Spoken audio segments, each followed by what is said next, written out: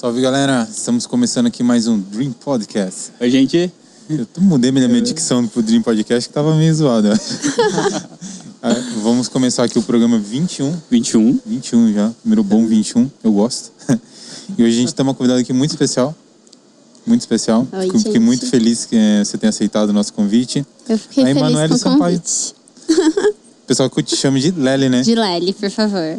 Gosto mais. A Emanuele Sampaio, para quem não conhece, ela é engenheira na Marsh. Uhum. A Marsh é a maior corretora de seguros do mundo. Do mundo? Uhum. Uou. É. E a Lely também é líder de comunicação, que ela vai falar um pouquinho mais sobre isso também hoje aqui no nosso podcast. Emanuele Sampaio. Eu acho que foi uma coisa que eu perguntei pra você aquele dia no ensaio. Você é parente da Gabi Sampaio? Todo mundo foi a primeira coisa que eu pensei. Eu amo a Gabi, mas não. A Gabi, na verdade, ela é de Bauru, né? Ela não é daqui de Avaré. Então, a gente não tem nenhum parentesco. A gente só divide o sobrenome. Nada. Vocês sempre tentaram fazer árvore genealógica pra ver se chega num... Vai que, né? Por um acaso.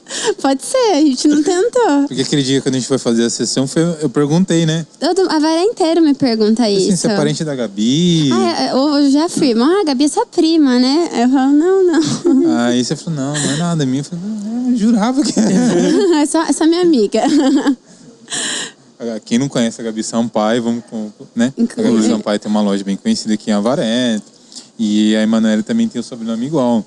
Que, aliás, você tá com o vestido de lá. Sim, é uma saia e uma blusa. Inclusive a gente também tá. Você está com o look de lá, né? Tô amando. Gostei. Nossa, ficou da hora mesmo. Ficou bacana. Básico, sua cara, né? Estileira. Da hora. Eu também estou. Isso que eu ia falar. Também é Você sua vai cara. comentar que a sua tá mais chamando a atenção aqui na mesa. Pô, obrigado. Obrigado, gente. Viu? Como que foi esse lance, assim, de você chegar numa empresa tão grande, assim? Foi fácil? Foi tranquilo? Indicação, amigo? Não. QI. A gente, na verdade, assim, eu acho que pra começar a falar do trainee, acho que a gente tem que voltar uns anos. Meus pais sempre investiram muito, assim, nessa parte de estudo e sempre me incentivaram muito. Eles sempre falaram que a gente tem que conquistar. Eu falo a gente porque eu tenho um irmão mais novo, né? Ah, você tem um irmão? Tenho. Certo. Tenho irmão, meu irmão tem 24, vai fazer 24. E meus pais sempre falaram que a gente tinha que conquistar o nosso espaço no mercado e trabalhar. Então, é engraçado porque você vem de uma família rica, né? Eu acho que é bacana a gente falar isso. Mas ainda assim, quando você mandou um áudio pro Bruno, o Bruno me encaminhou, deu muita impressão de que seu pai foi muito inteligente na criação de vocês. Eu acho que ele nunca deixou na mamata, pelo jeito. Meu pai nunca falou que a gente ia depender de herança. Cada um conquista o seu. E ele porque meu avô lutou muito cedo? pra conseguir as coisas que ele e o irmão dele conquistaram, né? Então, nunca que a gente ia receber tudo de mão beijada. Nunca foi o jeito que a gente foi criado. Nem meu pai foi criado assim, pra depender dele e depender do meu avô. Então, eu vim desse raciocínio, assim. E como que foi essa criação? Tipo... Raiz. É interessante a gente saber, porque eu acho que ele foi muito inteligente na criação. Os meus pais sempre incentivaram, na verdade, sempre cobraram muito o estudo, assim. Então, eu faço inglês desde pequena, desde os 6 anos. Eu já fui fazer aula mesmo. Meus pais sempre leram muito com a gente, cobraram nota, então... A média de casa era 8. Se chegava com 8,5, minha mãe não gostava, não. A minha mãe é professora, né? Professora de geografia e pedagoga. Então, ela é muito exigente. Tinha uma cobrança... Era saudável dos dois lados? Eu acho que, assim, quando eu falo pra minha mãe, assim, se for pra errar em algum jeito com seus filhos, erre pra mais, porque errar pra menos é pior no futuro. Eles sempre me cobraram muito. Às vezes, passaram um pouco do ponto de cobrar e tudo mesmo? mais. Você sentiu isso? Ou hoje você consegue entender isso? Não, hoje eu entendo muito bem, mas fui muito cobrada, assim, tipo, no colegial eu acordava às 5 horas da manhã pra estudar, sabe? Então... às vezes eu dormia também, não vou mentir. mas Ninguém de ferro, com 14 anos de idade. 5 horas da manhã, sacanagem. Mas meus pais sempre cobraram. Na época de vestibular, eu tinha que fazer as redações da escola e tudo. E todos os dias eu tinha que ler jornal e fazer uma redação pro meu pai. Então eu lia o jornal e fazia a redação e enviava para ele por Você deve ter e-mail. ficado ótima nisso. Pra ele corrigir. Jornal, pra quem não sabe, dessa nova geração, é um papel que vem cheio de várias informações. É verdade. Hoje em dia a galera não deve saber o que é isso. Imagina. Mas tem na internet também, tem na internet. Dá pra você pôr no iPad, o pessoal dá pra ler de outro jeito. Mas sim, eu Papel, gosto pra de quem não sabe. Aí já é demais, né? Pelo amor de Deus. Mas meu pai escreve muito bem e aí eu gosto de escrever, né? Até hoje eu gosto de escrever. E você acha que esse treinamento do seu pai ajudou? Nossa, muito. É, né? Eu acho que assim, eu acho que se você quer falar bem e escrever bem, leia. Porque a leitura te abre portas, assim, na vida. Total. Você ganha vocabulário. Eu vejo que quanto mais eu leio, mais eu consigo me virar melhor, assim, conversar com mais pessoas diferentes e tudo mais, sabe? E que hora você percebeu isso? Que a leitura, mano, tipo... Pra falar a verdade, olha, eu sempre soube disso, assim, que era importante. Falar que eu fazia também é mentira, não era uma pessoa... Desde criança a gente entende que leitura é importante, mas tem um momento que a gente fala, mano, isso aqui, eu ter lido isso aqui abriu uma porta, fez uma diferença gigantesca. Eu comecei a ler mais a partir desde o ano passado, assim. Que eu comecei a me aprofundar mais na palavra, na Bíblia e tudo mais. E eu comecei a perceber que eu precisava de mais coisa, mais que aquilo, sabe? Mais do que sentar e ler a Bíblia. Eu queria o conhecimento de outros teólogos, de outros pastores, e aí eu comecei a ler mais. Então, por exemplo, esse ano a gente já tá no mês 8, eu já vou finalizar meu 8º livro. Então, eu tô lendo um livro por mês. Você lê um livro por mês? Eu tô lendo um livro por mês. Livro? Depende. Tem livro pequeno, tem livro grande, mas em média eu leio um por mês. Que diferença. A gente tô com esse da Fabi e esse é o 7 Hábitos. Eu acho muito bom. Ler é muito... Pra mim faz uma diferença. É uma coisa assim gigante. que eu tenho um pouco de dificuldade na leitura, sabe? Mas Bru, mas é uma coisa que eu me esforço. Eu acho que é de achar o tema, Bru. Também. Tipo, eu falo assim, eu também tinha dificuldade de ler. Eu gostava, mas eu lia assim... 5 livros no ano inteiro. Li 5 assim, chorando, sabe? Correndo no fim do ano pra bater os 5, porque não lia. Viu? E você foi trainee, tipo, numa empresa muito grande já de início, né? Foi na Riachuelo, ou não? Isso a gente tava falando disso e a gente você foi pro outro entrou na assunto, faculdade né? muito cedo, né? Vamos voltar. Então, eu tava falando que meus pais sempre me cobraram muito e tudo mais. E quando eu entrei na faculdade, Você fez faculdade aonde? Eu fiz em São Caetano, na Mauá. Na March não, que ainda não tem. Eu fiz na Mauá, em São Caetano. Ainda. É concorrente. Ainda. Vai que por um acaso, no futuro. Mas a March é concorrente da FEI.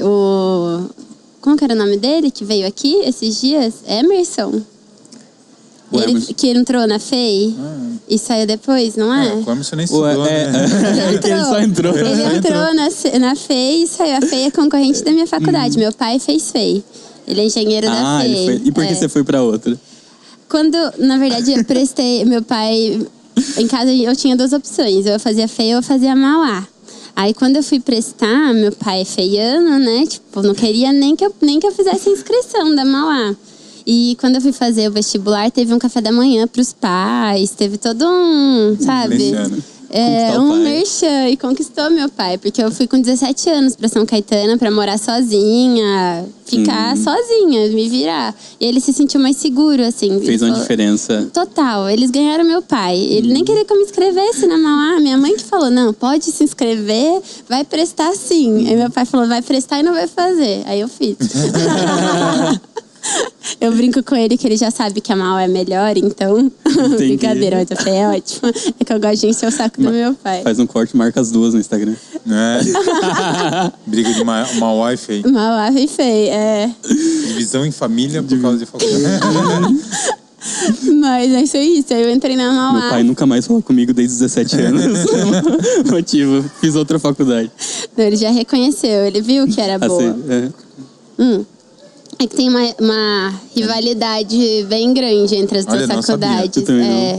Bem grande, assim, o pessoal tem grito de guerra contra. Aí a gente vai em engenhas, na engenharia, que são não é festa, né? Só festa, na verdade, mas que tem os jogos e tudo mais de engenharia. E aí a meta é: ganhou da FEI, a Mauá ganhou da FEI, tudo bem. Tá tranquilo. Não pode estar em 10º lugar. Se a FEI estiver em 11º, não tem problema.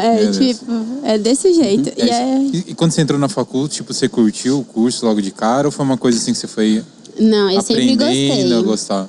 Na verdade, eu sempre quis fazer engenharia, né? Eu sempre gostei da parte de exatas na escola. Eu fiz Kumon e ninguém gosta de Kumon, só eu. Quando faz o Kumon, ninguém gosta quando é criança, É aquele... Aspas. O que é Kumon? Ah, você não sabe? Kumon é uma escola, né, que te ensina português e inglês. Português, inglês e matemática.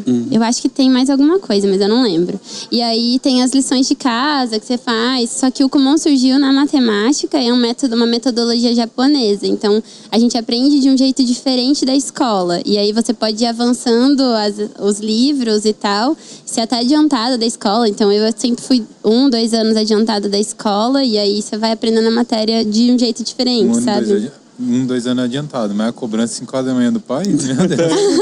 É o mínimo. Não, mas era adiantada de matemática. O resto não é tão fácil. Tinha uma matéria que você não gostava? Geografia. Que é justamente o que sua mãe dá aula. Exatamente. Gente, eu odiava Decepção geografia. da mãe. Eu amo Miller de paixão, que era meu professor da escola. Amo Miller. Mas eu odiava geografia. É que eu estudava muito. E a outra que eu odiava também era biologia vegetal. Gente, biologia vegetal é muito difícil. E no Portinari, né, eu fiz lá a escola. E aí, na minha época, né, que agora não é mais assim, mas na minha época era a prova surpresa. Aí eu odiava vegetal, não estudava, né? Estudava só as coisas que eu gostava, óbvio, como qualquer pessoa.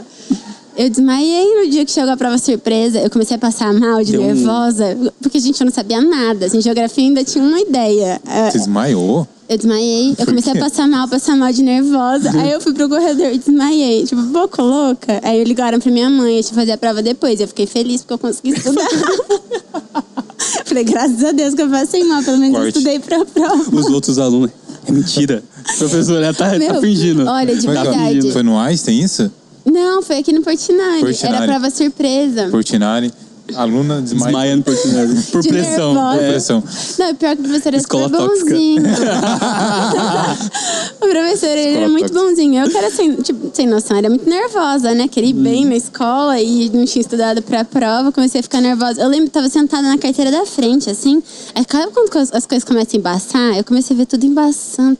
Falei, levantei, fui pro corredor, desmaiei. O iSlat é pro tempo...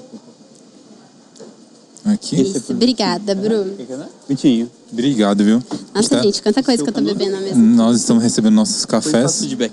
É que a gente tá aqui no Manacá, gente. Quem estiver só ouvindo a gente só pelo Spotify? Pelo Spotify. Eu tô tomando um café aqui que é o Temple. O Temple é água de coco. Vou falar pra vocês o que vai nesse drink. Água de coco, cold brew, casca de laranja e manjericão. É um café, pra quem gosta, é um café um pouco mais forte.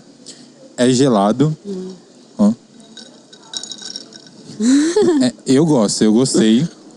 Mas você tem que gostar de um café um pouquinho com punch mais forte. O Gabriel tá tomando e a Lely tá tomando o Ice Latte. Basicamente, não sei o que vem nele, mas é um leite espumado. O que você acha que vem, Gabriel? Leite. Café. Tem um café, tem um gostinho final de café. É um leite bem espumado e ele é refrescante. Bem refrescante. Eu vou roubar seu canudo, Bruno.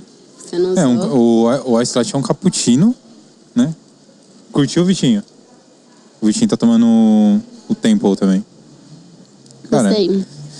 Esse é eu bom. tô no céu, o cara. do Bru eu achei um pouco forte, mas esse aqui é bem gostoso. Você tirou a beleza do drink. Você misturou. Ah, filho.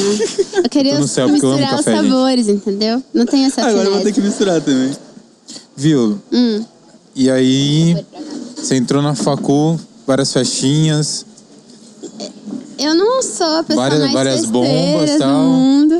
Caiu nesse mundo de festa? Quando eu entrei na faculdade, eu estranhei bastante, assim, porque eu era novinha, nunca...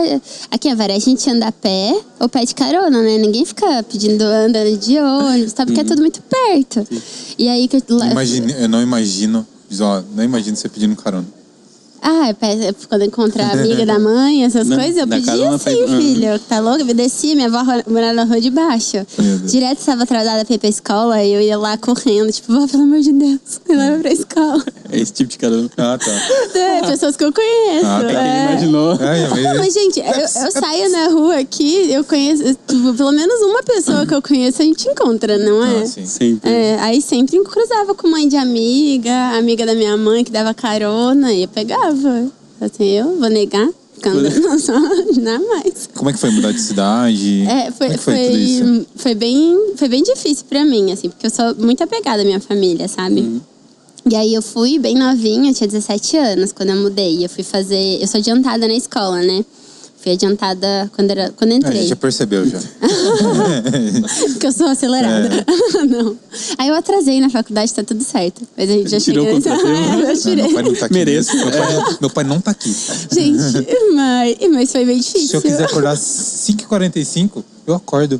5h45. Olha, mas o meu pai, ele é bem inteligente, sabe? Ele é sistemático? Ele é.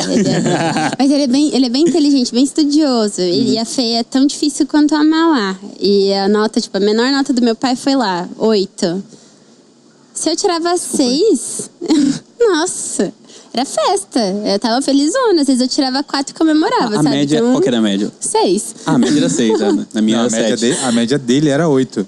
Não, a média aceitável. É, a média aceitável na faculdade mas a média aceitável do pai dela era 8. Era 8. Não aceitava, mas a média que ele tirou da faculdade, né? Você 6 tava feliz. Meu, 6? Na Nossa, minha era 7, mas 7 também era festa. Era 10 pra mim. Tá louco. Nossa, se eu tirava 7, era 11. Eu falei, tô com um ponto sobrando aí. Não sei se eu cheguei nesse ponto de faculdade. Você falou que se eu tirar 10 e 7 é a mesma coisa. Não vai fazer diferença. Não, nem tinha possibilidade de tirar 10. Acho que eu tirei 10 na faculdade inteira 3 vezes, assim. Dá pra contar na mão. É muito difícil. E quando eu entrei, eu sempre fui muito estudiosa, ia bem na escola. E todo mundo falava, eu estava no Portinari, o pessoal falava que o Portinari era muito difícil, não sei o que, era aquela coisa, né? E eu levei o Portinari de boa, porque eu estudava. Então eu falei, vou manter meu ritmo de estudo. Você acordava, eu vou levar a engenharia aqui, né? Falei, tô safe. Imagina, gente, primeira prova que eu fiz, eu voltei pra casa chorando. Eu liguei pro meu pai, desesperada. Eu falava, pai, eu não vou me formar nunca. Como você conseguiu? Quanto você tirou? Eu não lembro qual foi a primeira prova, mas eu lembro Era cálculo 1, cálculo 2, algo do tipo. A cálculo eu ia bem. Eu não ia bem em... Geografia. Não tinha geografia. Não tinha, graças a Deus. Não, eu não ia bem em comp, que era computação, que era parte de programação. E não fui muito bem na primeira prova. Acho que eu tirei 4. Ou 3. Não vou lembrar, gente, muito tempo. Aí eu lembro que nas primeiras provas, minha média foi 5. Algumas... Não, foi desesperador. Terminou a semana de prova, já comecei a estudar pra outra. Porque eu falei, lascou, né, gente? Não vou me formar nunca. Era um chororô danado. Aí eu peguei comp, que eu tinha ido pior, né? Que era essa parte de programação. Comecei a estudar um monte. Foi minha melhor matéria do ano daí. Porque você estudou muito. Porque daí eu falei, ó... nerd, né, pai? Filho, aí depois que você dança, né? Aí você aprende, né? A gente aprende, né? Batendo cabeça. Aí depois que eu dancei, comecei a frequentar, tipo, umas aulas extras que tinham lá. Eu não sei, como que fala? Monitoria? Monitoria, péssimo. Meu, mas é legal. Quando você acha uns monitor bom... tem que pegar um monitor didático. Tinha uns que não eram bons, mas na Mauá, no primeiro ano, é ciclo básico. Não sei, você faz engenharia também, né? Você ganhava ponto pelas mentorias? Não. Não? Não. A gente ganhava. Tanto que a maioria lá, às vezes era um ponto que fazia diferença. A gente ia só de você estar presente, você ganhava um ponto. Não, antes desse, mas não dava, infelizmente. Que papo legal. Pra vocês dois. Que da hora. Mas... Eu não fiz faculdade, eu só tô assim. Eu e o Vitinho tá tipo... Mas, legal. Bru, você empreendeu, filho. Você foi pro lado certo. Foi pro lado diferente. Você pulou uma etapa. Olha, obrigado, gente. Esse foi o Dream Podcast. Não, é só batendo uma curiosidade. Mas aí, tipo... Mas enfim, no começo você perguntou se foi difícil, né? Voltando, porque o filho começa a falar, você tem que me voltar. E foi bem difícil no começo, porque eu fiquei sozinha em São Caetano, então, tipo, não conhecia. São Caetano é ABC você paulista. Morava onde? República ou casa? Morava sozinha num apartamento. Mas mesmo assim, tipo, eu nunca tinha ficado sozinha na vida inteira. Eram 17 anos. Os pratos não se lavavam sozinhos. Descobri que a minha roupa não voltava magicamente pro armário. E a cama não... Falei, o que está acontecendo? A comida acabava. Gente, eu tinha que me virar com a mesada. Que absurdo. Gente, tinha mesada. eu tinha. Aí chegava no fim do mês, no começo eu não sabia, né? Cuidar do dinheiro. Acabava. Pensa que meu pai me dava mais? Dava nada. Eu lembro que tinha mês que eu olhava, tipo, R$5, última semana do mês. Vida de estudante Miojo, daí? Eu ligava pro meu pai, né? Falei assim, meu pai, 5, né? Só tem que... Não vai rolar. Ai, não vai rolar. Ele falou assim, vira, você não sabe cuidar. Aí eu me virava com R$5. Eu ia. Até eu aprender a mexer no dinheiro. Na casa dos outros? Não. Eu ia. Eu me virava. Por isso que eu dei risada ontem na hora que você perguntou aí da janta. É muito sua cara. E a janta? Vai filar boia nessa casa? E a janta? Não, mas não perguntei com esse propósito. Eu falei, e a janta aqui, tá tendo? Ele achou que eu tava pedindo janta. Eu falei assim, vamos gravar o podcast, tá horário. E a janta? Eu falei, meu, como assim? Que janta? Meu Deus do céu. Mas aí eu fui aprendendo a lidar com... No começo é sempre difícil, né? Aí eu vinha a cada 15 dias, aí depois eu fui diminuindo. Fui aprendendo a ficar sozinha, acostumando e tal. Mas no começo foi... Você criou uma maturidade logo cedo. Tudo isso te forçou a ser... Você ficar numa cidade gigante, De uma menininha pra uma mulher. Eu tive que amadurecer, porque não tinha outra opção. E quando que entrou o lance, assim, de você começar o lado profissional, assim, tipo, você começar a trampar? Você já entrou nessa empresa? Como é que foi isso aí? E uma coisa que você perguntou do trainee, uma das coisas que é muito importante para quem pensa em fazer trainee é não entrar na faculdade e se acomodar com estudar. Achar que isso vai ser seu diferencial. Não vai ser. Então, é o que o Bruno falou. Pensar em fazer alguma coisa extra. Pode falar. Não, eu tenho um preconceito muito grande com a faculdade hoje em dia por causa dessa proposta. Eles pregam muito que é só você ir lá frequentar e ter uma nota, que se você vai sair com o diploma, vai sair com o emprego. Não. O processo começa muito antes de você entrar. Nada contra quem quer fazer faculdade. É um caminho bacana, desde que você ande esse caminho do jeito certo, igual você. Exatamente. Olha que mandou o áudio, ela foi trainee em 3 grandes empresas, então provavelmente ela estudou e, enquanto isso, foi se preparando profissionalmente. Exatamente. O que acontece hoje? A galera paga a faculdade, vai lá, estuda, vai pro barzinho, né? Totalmente comum. Por isso que barzinho em frente à faculdade é bom. Eu acho que é um ato falho da galera, assim, que achar que tá numa faculdade de renome é o suficiente hoje. Eu não acho né? que é um pensamento antigo, né, Bru? Total. Assim, que antigamente realmente era difícil fazer faculdade. Então, você falava que tinha feito faculdade, era um grande diferencial. Hoje em dia não é difícil fazer faculdade, graças a Deus. O trainee é uma oportunidade que a faculdade dá pro... Não, como é que é isso? Mas o seu currículo conta muito, entendeu? Era isso que eu tava querendo dizer quando eu disse não vale só a faculdade. Então, eu entrei na faculdade, meu pai já falou, não vai ficar acomodada só com a faculdade. Tenta aprender, porque a faculdade é teórico. Não adianta falar que você vai aprender tudo que você precisa na faculdade. Muito pelo contrário, você vai ter a teoria só. E tem alguns estudos que falam que teoria é 20%. O resto, 80%, é prática, é dia a dia trabalhando. Então, exatamente.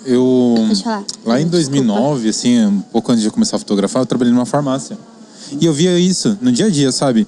Porque o cara que ele era o dono da farmácia, tipo, ele sabia muita coisa. E as pessoas que trabalhavam lá, não sendo farmacêutico, na época o farmacêutico só assinava, né? Até contei isso no episódio da Adriana. Então, tipo, ele não sabia nada. Porque ele, tipo assim, ele tinha acabado de se formar, só assinava. Daí na hora que realmente começou a precisar o farmacêutico ficar lá, a galera não sabia, tipo... Então o lance que ele está falando tá ali, é começar a fazer... não... Procurar, né? Trabalhando em si, né? Eu acho que tudo é assim, né? Se você vai lá, você que é fotógrafo, deve ter visto algumas aulas de fotografia. Você só aprendeu a fotografar quando pegou a câmera e começou a ver como você gostava, entender da luz. Que você colocou a teoria em prática. Tem que ter um equilíbrio entre a teoria e a prática, né? No meu caso, eu fiz a prática e depois fui pra teoria. Melhor ainda, Bruno. Te garanto que é melhor. Até quando a gente comentei no episódio da Fabi, né? Eu falei, acho que eu fiz o errado, né? E ela falou, não. Claro que não. O Gabriel também falou a mesma coisa. Não, você fez certo, então cuidado com essa base do microfone. Mas aí na faculdade, o que eu fiz? Eu tenho eu não sei se aqui em Avaré tem nas faculdades, mas em São Paulo é bem comum, chama Empresa Júnior. E na Mauá tem a Mauá Júnior. O que é a empresa? Tipo uma criação de uma empresa dentro da... É um projeto, uns projetos assim, né? É uma empresa... Eu achei muito legal quando eu fiquei sabendo. Normalmente, assim, a maioria das empresas júnior são de consultoria. Em quem trabalham são sempre os alunos como voluntários. E aí a gente tem alguns professores que auxiliam, assim. Então, por exemplo, vai fazer um projeto que tinha na época, um projeto para Whirlpool, que é a da Brastemp, Consul e tal. Tá. Que legal. Tinha um projeto para eles. A gente ainda estava na faculdade, então nosso teórico estava tinindo, mas a prática a gente não tinha. Então a gente sempre tinha um professor para auxiliar nessa parte de consultoria, de entender o projeto. E aí foi muito legal, porque você aprende a lidar com o cliente, a como se portar. Que é o mais difícil, né? Eu trabalhei na parte de RH. Essa foi a sua primeira experiência profissional? Foi minha primeira vez que eu trabalhei na vida, assim, que eu tinha hora para chegar, hora para sair, coisa para entregar. E é tudo formado de aluno. Então, o presidente é aluno, todo mundo é aluno. E tem os professores como se eles fossem... não consultores, né? Como que chama? Mentores. Mentor? A gente tem um nome, sumiu. Não sei. Eles auxiliavam lá. A responsabilidade, se fosse um projeto de engenharia, quem assinava é o professor e ele ajudava a gente a fazer o projeto. Aprendi muito. Eu trabalhei na parte de RH e a pessoa fala, RH, ninguém gosta tanto do RH. Eu amei, porque daí eu aprendi como avaliar pessoas, eu aprendi perfil. E aí também, como a gente é pequena, né, eu mexia muito com essa parte de contrato. Então, como fazer o contrato, como ler um contrato e tudo mais. Foi muito legal, interessante. Que te prepara também pra vida, né? Exatamente. É muito, pra mim... uma primeira experiência profissional muito boa, então. Foi, eu amei trabalhar na Júnior. Eu fiquei 1 ano lá, na Mauá Júnior.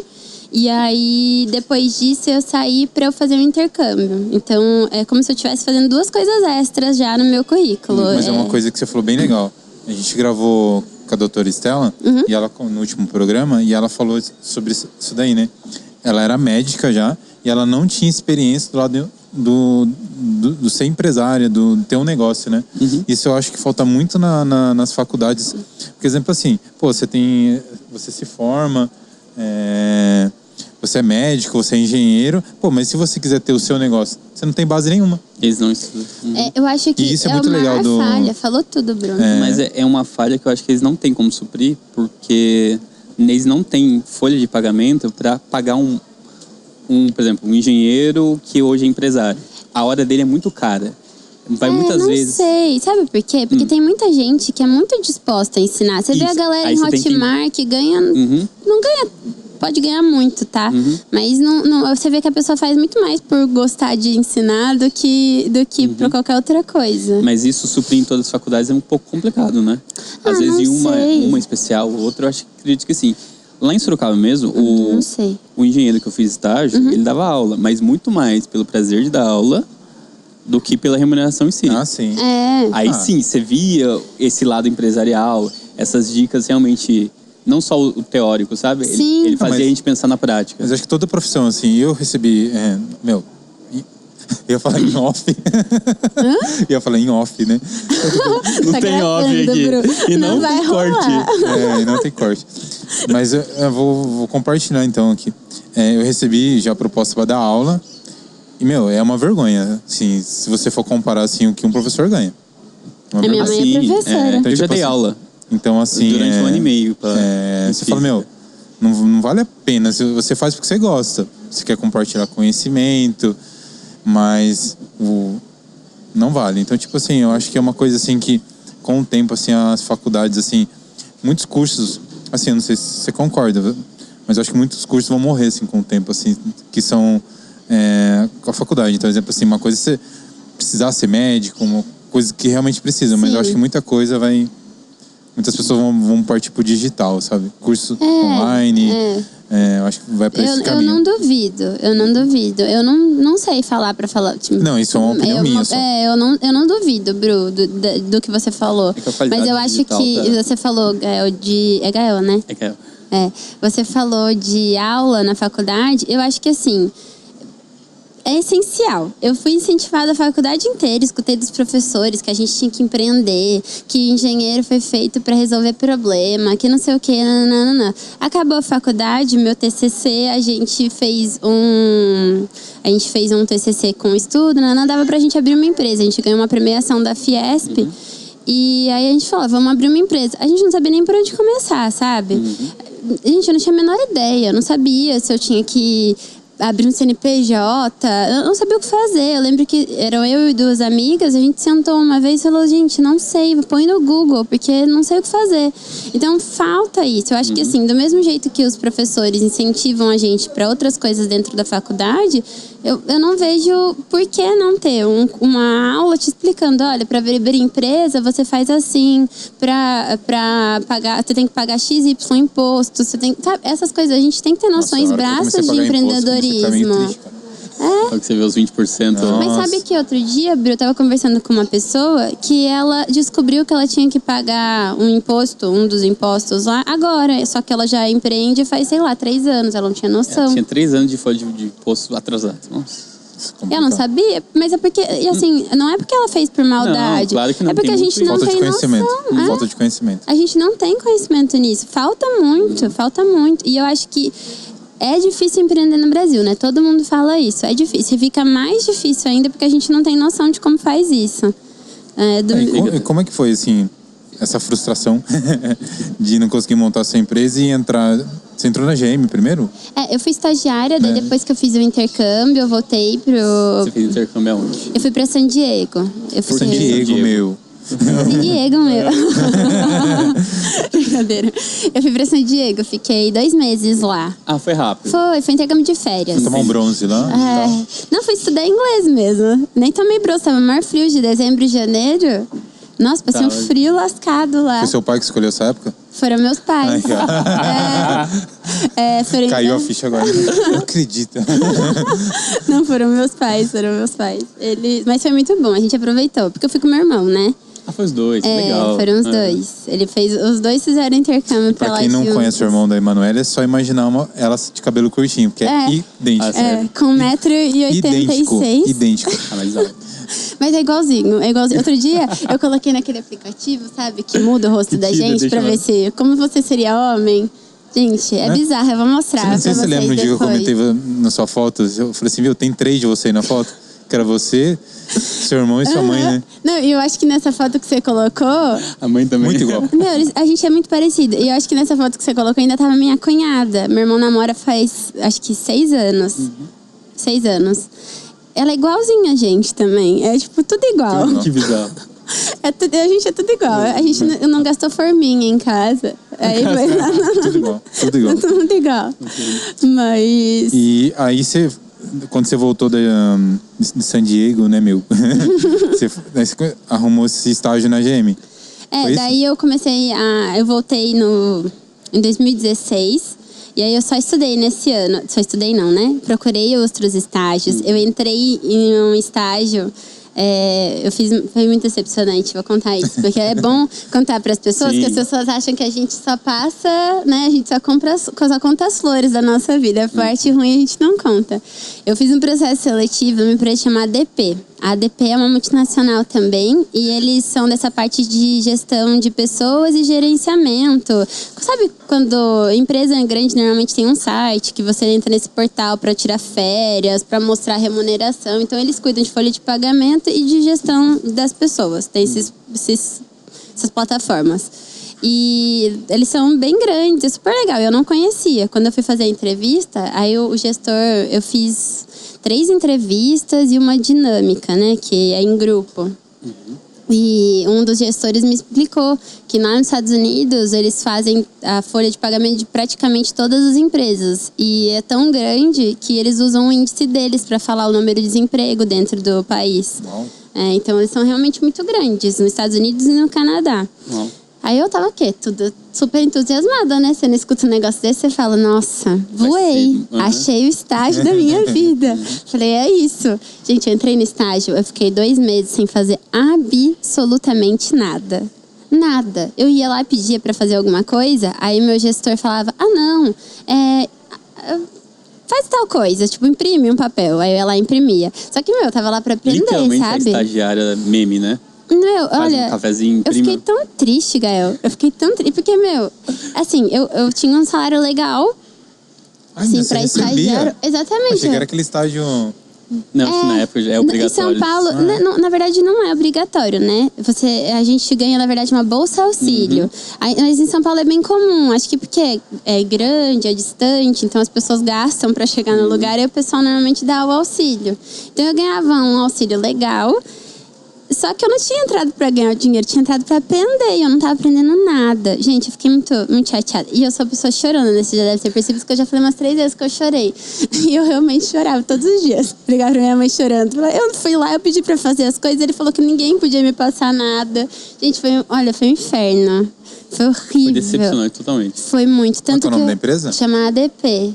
Vocês são péssimos. Não, eles são excelentes. Os outros estagiários eram ótimos. Só que eu caí com um gestor estrelinha. O seu gestor. Tipo, eu não preciso dela. Na verdade, ele não precisava de estagiário. Só que todos os outros gestores tinham estagiário. Então, eu acho que ele falou assim, eu vou ficar sem estagiário, né? Vou pegar um estagiário pra mim. Só que ele esqueceu que o estagiário precisa fazer alguma coisa. Senão ele vai embora. E eu fiquei lá 2 meses sem fazer nada. Daí eu tive que sair. Então, depois Você dessa... chegou a falar com seu pai sobre isso? Nossa, com os 2. E aí, o que ele... O meu pai falava que era pra eu ficar calma, Meu pai é muito... Fica calma, filha, tranquila, acontece. Já você vai começar a aprender. Gente, teve um dia que eu tava Eu não te fiz você estudar às 5 horas da manhã pra você agora se estressar. Gente, pra vocês terem noção, teve um dia que eu tava tão sem fazer nada, lá tinha aqueles lixos recicláveis, sabe? E aí, tipo, um de cada cor. Eu não sei até hoje jogar as coisas naquele lixo, né? Sempre jogo, tipo, é difícil, sabe? Você pega um papel de... Se pra você é difícil, imagina uma pessoa que é daltônica. Daltônica tem que ler. Exatamente. Não, e você vai pegar um saquinho de um salgadinho, eu não sei onde eu jogo até hoje. É metal, é plástico, não é plástico. Eu nunca sei o que fazer. Sabe quando você fica perdida? Aí eu falei assim, já que eu não tô fazendo absolutamente nada, ninguém sabe jogar no lixo, eu tava sem fazer nada, fazia, sei lá, umas 2 horas. Aí eu falei, vou pesquisar e vou fazer. Gente, eu fiz isso. Olha que absurdo. Eu pesquisei do lixo, como jogar o lixo direito. Aí eu expliquei pra minha área, porque não tinha absolutamente nada pra eu fazer. Era horrível, eu odiava. Uma pessoa acomodada, esse é o estágio perfeito, né? E amar, recebendo... Faz estágio na empresa tal, porque, você não faz nada. Qual que é o nome do gestor? Com o gestor tal. Com o gestor tal. Amo ele, O cara é... Ótima pessoa. Top. O cara é top. Não, pra quem é acomodado, Bru, é o caminho. Mas eu não sou, né? Aí eu pedi demissão. Ele... Você nem percebeu. Não, o pior... Faz uma semana aí. Não, mas você tá aqui ainda, O pior é que foi assim, ele não me avisou que ele ia viajar. Ele foi pra França. E aí eu já não fazia absolutamente nada, só ele podia me passar coisa pra fazer e ele foi pra França. Então eu já não fazia nada, fazia menos 5. Aí eu descobri e pedi demissão nessa semana. Quando ele voltou e descobriu que tinha pedido demissão, ele me ligou, ficou desesperado, assim, tipo, nossa, por que você saiu? E não tem mais estagiário de estimação. Exatamente. Aí eu falei, olha, fulano, eu saí porque eu queria aprender, eu entrei no estágio pra aprender e eu não tô aprendendo.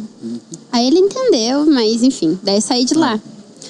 Então, mas eu acho legal contar essas coisas, porque a galera olha a nossa vida e acha que tudo é perfeito, né? Mas eu fiquei bem chateada, tipo... porque, você entra numa empresa gigante, aí você fala, vou aprender pra caramba. Não, exatamente, foi o que eu falei. É igual você vai lá aprender com o engenheiro, pica lá, e o cara chega e fala pra você, Você nem sabe o que o engenheiro faz, né? Vai varrer a frente lá do escritório. Não faz sentido, né? Tipo... Pô, mas e aí, cara? Não, é horrível. Aí que você entrou na Riachuelo? Não, calma. Isso aí era estágio. Aí depois disso eu comecei a prestar outros processos. E aí em 2018 eu entrei na GM. Eu fui estagiária na GM. Isso foi antes da GM? Foi antes da Verdade, GM. disfarce. Aí eu estagiei na GM. E lá foi legal. Lá foi Lá você legal. aprendeu? Lá eu aprendi. Lá eu Pegou um gestor bacana. eu ganhava auxílio também. Só que aquele negócio, eu realmente estagiava pra aprender. Porque meu auxílio, gente, pagava estacionamento na frente. Quanto que E era, acabou. quanto que era o auxílio? Acho que era uns, sei lá, R$6 a hora. Só que, assim, quando tinha feriado, descontava do meu salário, entendeu? Então eu só ganhava realmente quando eu trabalhava. Na E Zona eu... Azul é dois e pouco? É coisa de uns R$500 no mês. Eu ganhava muito pouco. Assim, os outros estagiários, que a galera trabalhava em banco, eu ganhava 3 pau. E eu, R$700. E aí tinha que pagar 700, R$500. Aí pagava... Como eu tinha faculdade, não dava pra eu ir sem carro. Então eu tinha que ir de carro. Aí eu tinha que parar no estacionamento, porque na rua não tinha uma vaga pra eu parar. Não, ia tudo Mas no se tivesse, salário. ia conseguir estacionar? Filha, estaciona bem. Você duvida de mim? Não, pior é que eu adoro fazer baliza. É um prazer. Eu fiz uma pra parar aqui, eu gosto. Mas, enfim, lá eu aprendi bastante, Bru. Lá eu trabalhava com engenharia de manufatura, então eu trabalhava nos carros que iriam lançar. Até, tinha que assinar termos de confidencialidade. Então, em 2018, eu trabalhei na Spin, que lançou ano passado. Eu sou a Spin e a Tracker. E eu trabalhei nesses 2 carros. Tem esse tempo, assim, tão grande assim? É enorme, porque assim, aqui no Brasil a gente só replica Replica o que tá no exterior. Replica o que veio dos Estados Unidos, o projeto que vem dos Estados Unidos. A Chevrolet É americana. E aí a gente então tem que adequar a linha, tem que fazer todo o estudo pra funcionar, pra gente conseguir realmente fazer o projeto que tava lá. E aí, antes disso, tem a parte... A gente fala assim, que o designer, o cara que desenha o carro, ele viaja. Ele vai lá, faz uns carros maravilhosos, mas que você não consegue executar nunca. Então, não fica viável o projeto. Não tem como. Tipo, lindo seu projeto, mas não vai rolar. Eu vejo sempre nos projetos, o carro tá sempre com a roda gigante, né? Aí chega e coloca aqui. É muito bonito. Você olha e você fala, animal. Imagina andar com um negócio desse na rua. É igual só que carro nunca de vão filme, fabricar. Né, futurista, né? Você olha, pô, legal. Vai andar aqui agora. Aí o engenheiro começa a tirar. Isso aqui aí não o precisa, engenheiro, exatamente. Aí a engenharia de qualidade e manufatura lá da GM entra nessa parte. A gente fala que a gente transforma o design em uma coisa executável e replicável, né? Porque não adianta só fazer um carro, tem que girar uma linha inteira. Então aí eu trabalhei nessa parte. Então era de... Você entrou numa área muito boa, né? Meu, pra quem curte engenharia, é muito legal. Mas aí eu descobri que eu não sou de chão de fábrica, assim, porque era bem chão, né? A gente ficava numa parte da linha, mexia com carro. Bem técnico. É bem técnico. Eu gostava, mas eu não era apaixonada. Eu gostava mais na hora que eu ficava no escritório, no computador. Sei, pela sensibilidade, né? Eu falo isso. Se pudesse dirigir os carros ainda depois pra testar, melhor ainda. Isso é o último processo. Depois de 3 anos, você trabalhava com um carro só? É isso? Eu nem cobraria. Eu trabalhava com nem cobraria, eu faria... Não, mas é trampa.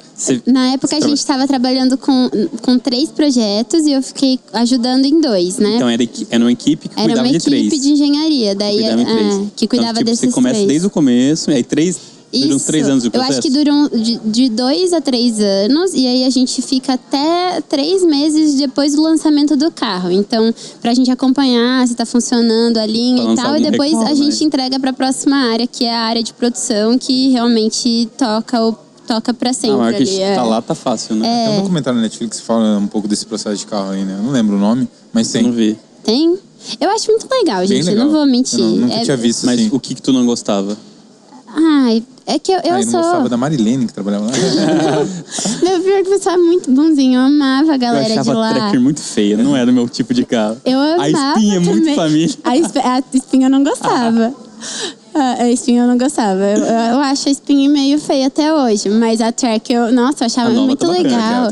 E no computador também. Sabe quando você fica olhando? Você fica... não sei lá, não sei nem te explicar, porque eu não tenho um desenho pra mostrar. Mas se vocês vissem o desenho, assim, vocês iam achar animal. É muito legal.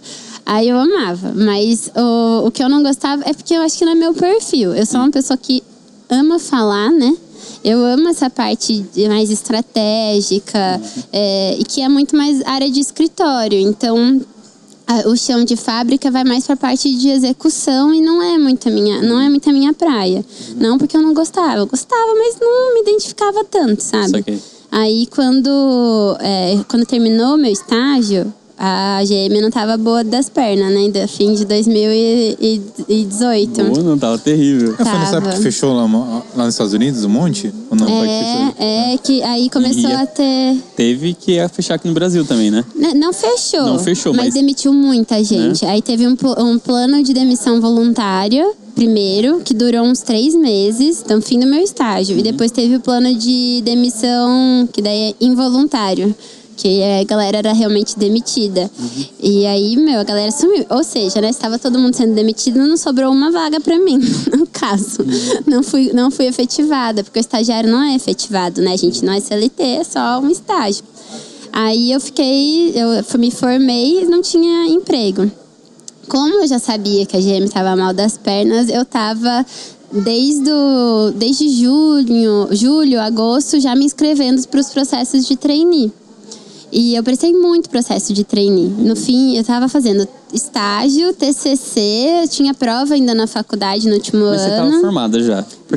No último ano ainda não. Quando eu prestei a primeira vez trainee, não. Eu estava ainda na faculdade. Aí eu tava fazendo TCC, estagiando, fazendo as aulas. Tá ficando louca ainda prestando trainee. Foi bem correria, não sei como eu existi naquela época. E tinha uma empresa em mente ou dessas que eu vou fazer, qualquer um que entrar eu vou ficar feliz? Eu tinha noção de que tinha algumas coisas que eu realmente não ia me identificar, então eu não prestava. Então eu vejo que eu não tenho um perfil de banco e eu não prestei banco. Ops, quase. Graças a Deus que não caiu. Mas eu não prestei nenhum trainee de banco, entendeu? Daí eu prestei os outros trainees. Um dos trainees que eu prestei foi da Kraft Heinz. Que aí esse trainee eu fui até a última etapa. E não passei. Fiquei muito triste. Gente, eu fui pra última etapa. Eles falam por que você não passa? Eu acho que eu me preparei demais, sabe? Sabe quando você conversa com alguém? Não. Muito preparado. Não. Aí foi arrogante, né? Perdão, mas não foi nesse sentido. É que sabe quando você vai conversar com alguém e aí a pessoa já meio estudou demais sobre você e aí não te deixa falar sobre você? Sabe? Tipo, aquela pessoa que tá forçado, que fica forçado. Fica forçado. Quando alguém, tipo, fica falando demais sobre você e não... Eu acho que eu passei do ponto, assim, do que eu estudei. Porque eu tinha uma amiga que trabalhava na Ambev, que é a empresa do grupo. Então, eu liguei pra ela e a gente, tipo, fazia ela me explicar tudo, como é que funcionava lá. Então, quando eles me faziam as perguntas, eu sabia o que responder. Só que não quer dizer que era aquilo que era meu. Não era o meu... Vocês estão entendendo o que eu tô querendo dizer? Sou muito decorado. Sou decorado, exatamente. Eu passei do ponto, assim. Eu vejo que hoje, assim, olhando pra trás... Eu passei do ponto, eu não fiquei natural. Eles não conseguiram entender o meu perfil porque eu tava um robozinho, assim, sabe? Tipo, sabia o que responder quando perguntavam? Demais, assim. Ninguém sabe demais as coisas, é decorado.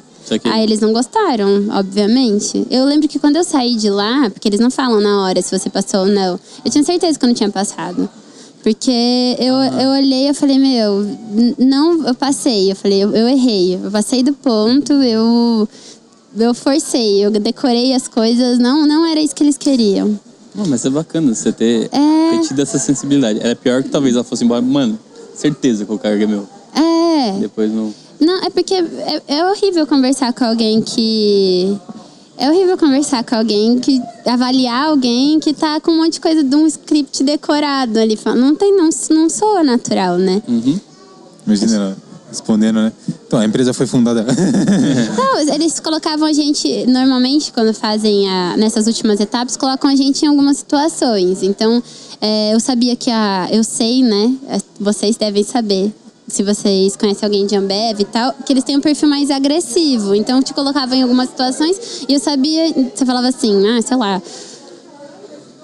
você tem uma funcionária e ela acabou alterando uma documentação antes de enviar para o cliente.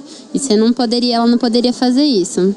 Uma suposição. O que você faz, assim, se você está falando de uma empresa que é mais familiar, que é mais sei lá, normal, mais humanizada, você sabe, você vai agir de um jeito. A Ambev vai falar, demite. Porque, tipo, eles são agressivos. Eles são agressivos, entendeu? Então eu sabia o que eles queriam escutar. E eu ficava, tipo, dando as respostas que eu sabia que eles queriam escutar. Mas daí não tava falando de mim, eu tava falando deles só. E eles queriam me avaliar. Tem que conversar com o funcionário, não dá pra ir se mandando embora, assim. Manda embora. Manda embora. Mas ninguém fala que deve mandar.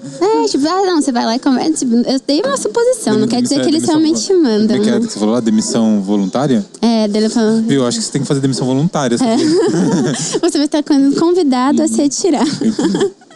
Mas... Aí você passou na C&A. Não, na Riachuelo, no outro ano. Aí eu acabou o ano, eu não tinha... Foi quase. É varejo também, tá tudo bem, cara. Mas aí no outro ano eu comecei a me inscrever em um monte de trainee, só que aí eu tinha mais tempo, né? Porque eu tava sem trabalhar. Aí eu prestei vários e um deles foi Riachuelo e Marche. Os dois eu prestei. Passou nos dois. E o que aconteceu? A Marche congelou. Eu cheguei pra última etapa e eles congelaram a vaga. Você ficou em stand-by lá? Fiquei lá em stand-by e eu passei na Riachuelo. Daí eu falei, não vou ficar esperando, né? Vai saber se eles vão realmente abrir. Aí eu fui pra Riachuelo. Eu fui trainee de operações lá. Trainee de operações fica em loja. Então eu trabalhava na loja da Riachuelo que fica na Paulista. Vocês sabem onde é? O pessoal normalmente sabe que é bem no começo da Paulista, assim. Fica numa esquina com a Doc Lobo. É Paulista com a Doc Lobo. É uma loja que tem 6 anos. É a maior loja da Riachuelo. Em São Paulo? Em São Paulo. Tem 6 andares, é bem legal. Era quantos funcionários? Tinham 100 funcionários. Muita gente, uma loja de... E o legal do trainee lá é que eles falam que a gente só sabe mandar se a gente sabe fazer. Então, eu descarreguei caminhão, eu ficava no caixa, tipo, trainee, fazia Nossa, tudo. hoje daria vários stories pra você, hein? Não, dava... Mas bacana a política. É muito legal. E é uma coisa que minha mãe tem muito, assim. Ela sempre falou isso pra gente. Você só sabe orientar alguém se você sabe fazer. Senão você não sabe orientar. Você sabe mandar, mas você não sabe fazer, você não sabe orientar. Exatamente. Boa. Que são coisas bem diferentes, né? E aí eles tinham esse perfil, então eu me identifiquei super. Aí quando você entra no trainee, o primeiro, 15 dias você fica... Pelo menos autoridade também, né? A partir do momento que você tá num cargo mais alto, a pessoa também fala, pô, ela passou por isso tudo aqui, esse perrengue que eu tô passando. Ele não tá falando só porque colocaram ele lá e passaram a teoria. Exatamente. Tá falando que... Pô, muito legal, Zé, não sabia dizer. Eu acho muito bem legal o trainee da Riachuelo. Eu gostei bastante. Mas ficou quanto tempo lá? Eu fiquei 5 meses. E aí fui passando dentro do... Eu entrei para trabalhar no estoque, aí depois a gente fala lá nessa loja, a gente vai descendo os andares, porque daí depois eu fiquei atendendo cliente na parte de casa, que vende roupa de cama, essas Você coisas deve ter amado essa parte, né? Eu amava atender cliente, eu gostava muito. Passava uns perereco? Passava. Teve Nossa. muito zoado. Você lembra até hoje? Você sente raiva tem algumas pérolas. Não, raiva assim, não. Mas tem algumas pérolas, assim. Tem pérola com cliente, pérola... Como assim? Meu, teve uma vez, o meu namorado, a família dele é portuguesa, né? Aí eu sempre conto essa história e eles dão risada. Mas entrou na Riachuelo ali, vem muita gente, muito gringo. É bem normal entrar alguém de fora, porque fica na Paulista, é uma loja grande, chama atenção. Então o pessoal de fora entra. E aí, direto, eu via que a pessoa era gringa e ia lá atender e falava, olha, você pode falar inglês se você quiser e tal. E conseguia atender a pessoa. Aí, né, entrou um senhorzinho, perdidaço, ninguém entendendo o que ele tava falando. Eu, muito solícita, né, fui lá falar pra ele, olha, se o senhor quiser, em inglês, né, se o senhor quiser, o senhor pode falar inglês comigo, eu te ajudo. Gente, ele era português. Eu levei um esporro. Mas não foi um esporrinho, ele berrava comigo na loja. Ele berrava tanto que meu chefe, ele tava em outro andar, ele desceu e falou, pode ir, que eu falo com ele. Ele falava assim, vocês brasileiros não sabem falar português. Como que você não tá entendendo o que eu tô falando? Mas, gente, eles falaram muito enrolado. Eu não entendi. Eu não entendi nada que ele falou, ninguém tava entendendo o que ele tava falando. Eu levei, assim... Na hora do esporro começou a entender, né? Não, porque daí, aí você tá nervoso, você tem que entender, você é forçado a entender. O português é meio esquentado. Eu nunca esqueci. Eu sei como é que é. Sua família é? Eu nunca mais esqueci desse senhor, eu sei até a fisionomia dele. Eu travei. Ele começou a gritar, sabe quando você fica tipo, meu tá Deus, o que eu fiz? Que você é tão educada, eu dancei. E qual que foi a outra pérola? Aí eu tive o trainee, depois que vai passando de sexta, até chegar numa parte assim de supervisão, tal, que o seu gerente, o gerente da loja já te dá mais responsabilidades. E o meu gestor, ele era muito assim, de dar responsabilidade. Então ele deixava que a gente tomasse conta, assim, das áreas depois que a gente passou, ele deixava a gente meio responsável. E aí depois que eu passei no estoque, ele me deixava responsável. E no estoque tinham 5 funcionários e uma líder, alguma coisa assim que eu não vou lembrar certinho. E aí essa líder, ela era bem difícil. Sabe aquela pessoa que você vai conversar, assim, e não pega a responsabilidade? Então eu chegava com... Porque empresa grande, assim, de varejo, você tem jeito certo até de pôr no cabide a roupa. E aí, se desce do estoque errado, imagina assim, vem uma arara com 50 peças, aí tudo colocado no cabide errado. Você tem que descer na loja e arrumar na loja para depois colocar pro cliente. Então dá muito trabalho, tem que vir certinho do estoque. E aí eu lembro que tipo, veio várias coisas erradas do estoque. Aí eu subi com as peças e chamei ela, falei assim, olha fulana, você colocou esse aqui assim, mas o correto é assim, tá bom? A gente já arrumou o que tá lá embaixo, assim, gente, numa boa. Essa menina começou a berrar comigo também. Que eu tinha acabado de entrar, quem eu achava que eu era, que ela trabalhava lá há 5 anos. Fez assim com a mão, até assim? Quem que eu achava que eu era pra estar falando pra ela o que ela tem que fazer? Eu falei assim, eu não vou falar o nome, né? Quase falei. Ela falou, eu falei, viu, arroba não sei quem. Eu falei, eu não tô mandando você fazer, eu não tô, tipo, brigando com você, tô te orientando que desceu errado, a gente já arrumou, só pra vocês prestarem mais atenção. Nossa, ela começou. Aí eu fiquei nervosa, eu tive que brigar com ela, né? Você brigou? Você? Nossa, ela virou... Paz em pessoa? Nossa, porque assim, ela começou a gritar, aí eu tava... Se você gritar comigo, eu dou uma travada os 5 segundos, né? Eu fico tipo... Eu sou assim também. E agora, Deus, o que eu faço? Aí ela virou de costas. Nossa, na hora que ela virou de costas, eu tava falando. Ai, gente, eu fiquei brava. Nossa, eu fiquei tão brava, assim, muito brava, que eu falei pra ela, você vai pra sala agora da gerência que a gente vai conversar.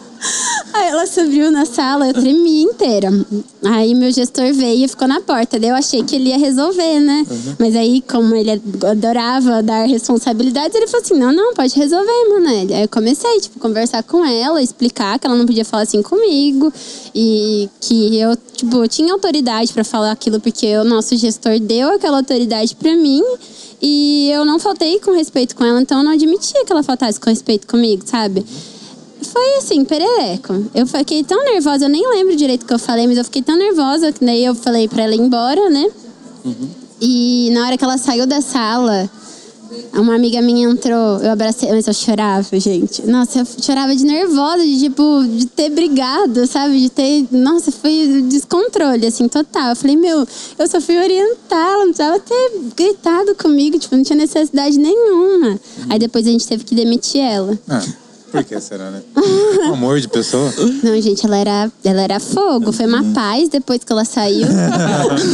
Todo mundo agradeceu. Falou, ufa. Sabe aquela pessoa que vem com a nuvem negra, assim? Pô, mas que legal, né? Você passou numa empresa grande, tipo, você literalmente ficou lá de step, depois você entrou numa empresa legal, e você foi crescendo e, tipo, você teve esses perrengues, você aprendeu ali tudo da estrutura de uma empresa. E hoje você tá numa empresa... fodona, né? E aí depois que eu falei, lembra que tinha congelado? E aí... depois veio essa vaga aí? E aí em agosto me ligaram, assim... Agosto? Eu entrei em... Agosto de 2020? De 2019. Ah, tá. Eu entrei, era abril, eu acho, março, na Riachuelo, e era agosto, a Marche me ligou. Falou, viu, você tem interesse em fazer a última etapa e tal? Aí eu falei que eu tinha, porque, gente, eu amava trabalhar na Riachuelo, não vou mentir, meu dia passava voando, a equipe era muito legal, eu tinha uma outra amiga trainee e tal, tipo, eu não tinha o que reclamar, só que eu trabalhava igual um camelo, assim, era todos os dias, entrava às 7 da manhã, não tinha hora pra sair, de segunda a... só não trabalhava de domingo, o resto eu tava lá, fervendo, então eu falei, Legal.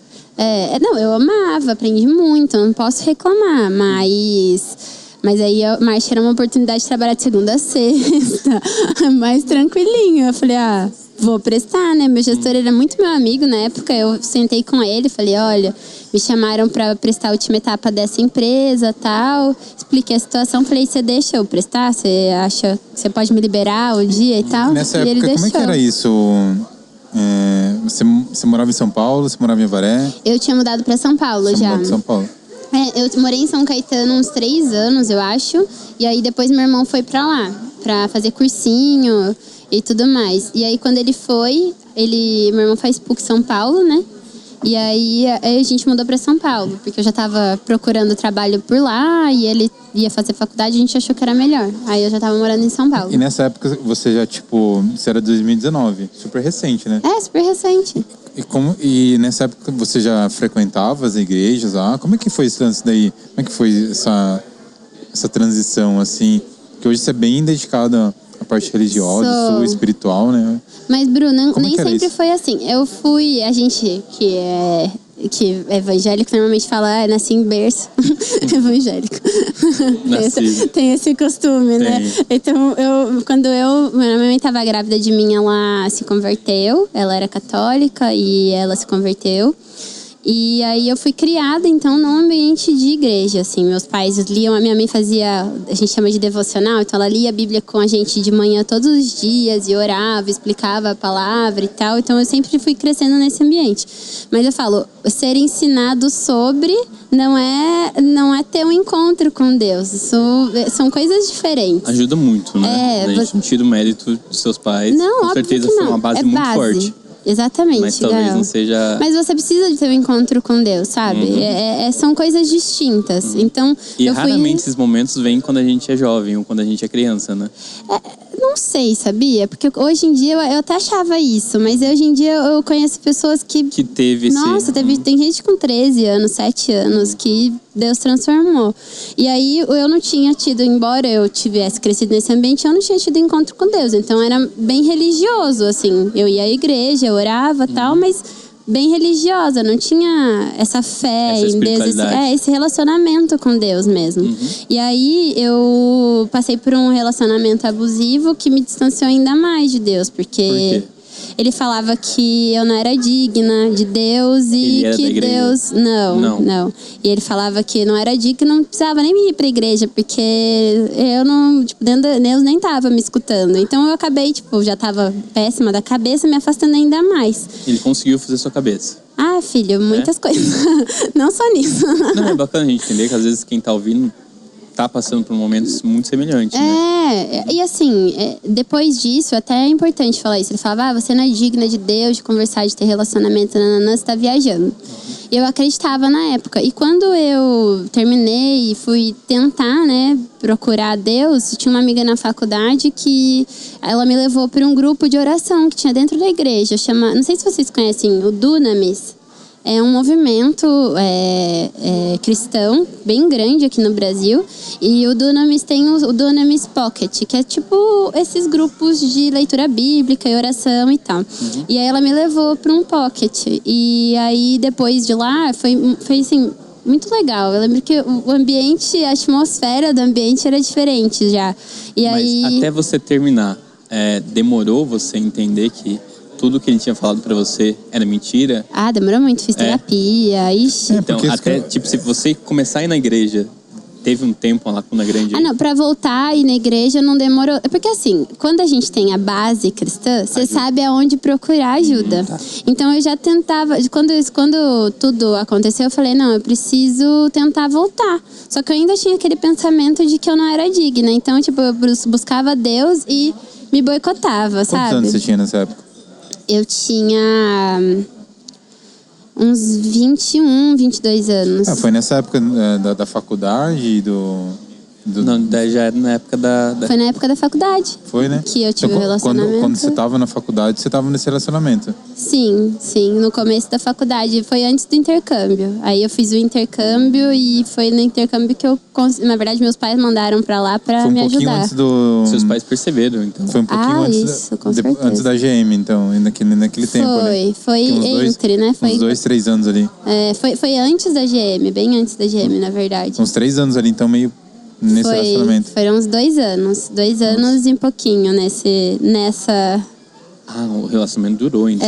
Exemplo assim. Porque assim, gente, eu tenho um vídeo, né, lá na Mustard, que é o Instagram que eu tenho, chama mustard.jesus. E qual que é o arroba? Mustard? Mustard.jesus. Tá. E aí lá eu tenho um vídeo que eu falo sobre tudo que eu passei, tudo que rolou. Quando eu vi, eu fiquei bem perplexo, sabe? Não só você. Porque tanto assim da abertura sua de ter coragem de compartilhar algo tão pessoal, intenso. Ainda mais assim, hoje você é líder, vamos dizer assim, né, dentro de uma igreja, vamos dizer assim. E então isso é muito pessoal, e você conseguir compartilhar ali naquele vídeo ali muito da história. Uma história bem forte, né? É que assim, bro, quando a gente é curado, a minha pastora sempre fala, nós somos curados para curar. Às vezes a gente passa por situações difíceis que, com certeza, Deus não me colocou nessa situação. Ele não queria que eu passasse. Mas Deus é tão bom que Ele usa até situações ruins para se tornarem coisas boas nas nossas vidas. Então, eu acredito que eu passei, embora eu tenha passado por tudo isso, não foi vontade de Deus para minha vida, hoje Ele usa isso para que eu possa curar outras pessoas que passam pela mesma situação. Quer dizer, que Ele possa curar através da minha vida, sabe? Então, eu demorei muito para falar sobre isso. Eu lembro que quando eu fiz o vídeo, a minha pastora sabia da situação, a minha psicóloga, meus pais e meu namorado. Mais ninguém. Minha avó, mais ninguém sabia.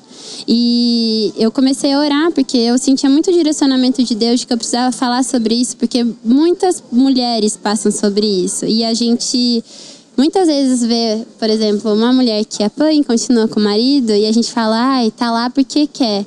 E eu sei que não é assim, sabe? Eu passei por uma situação de abuso e eu sabia que não era isso. Então, eu sabia que Deus estava me direcionando para ajudar.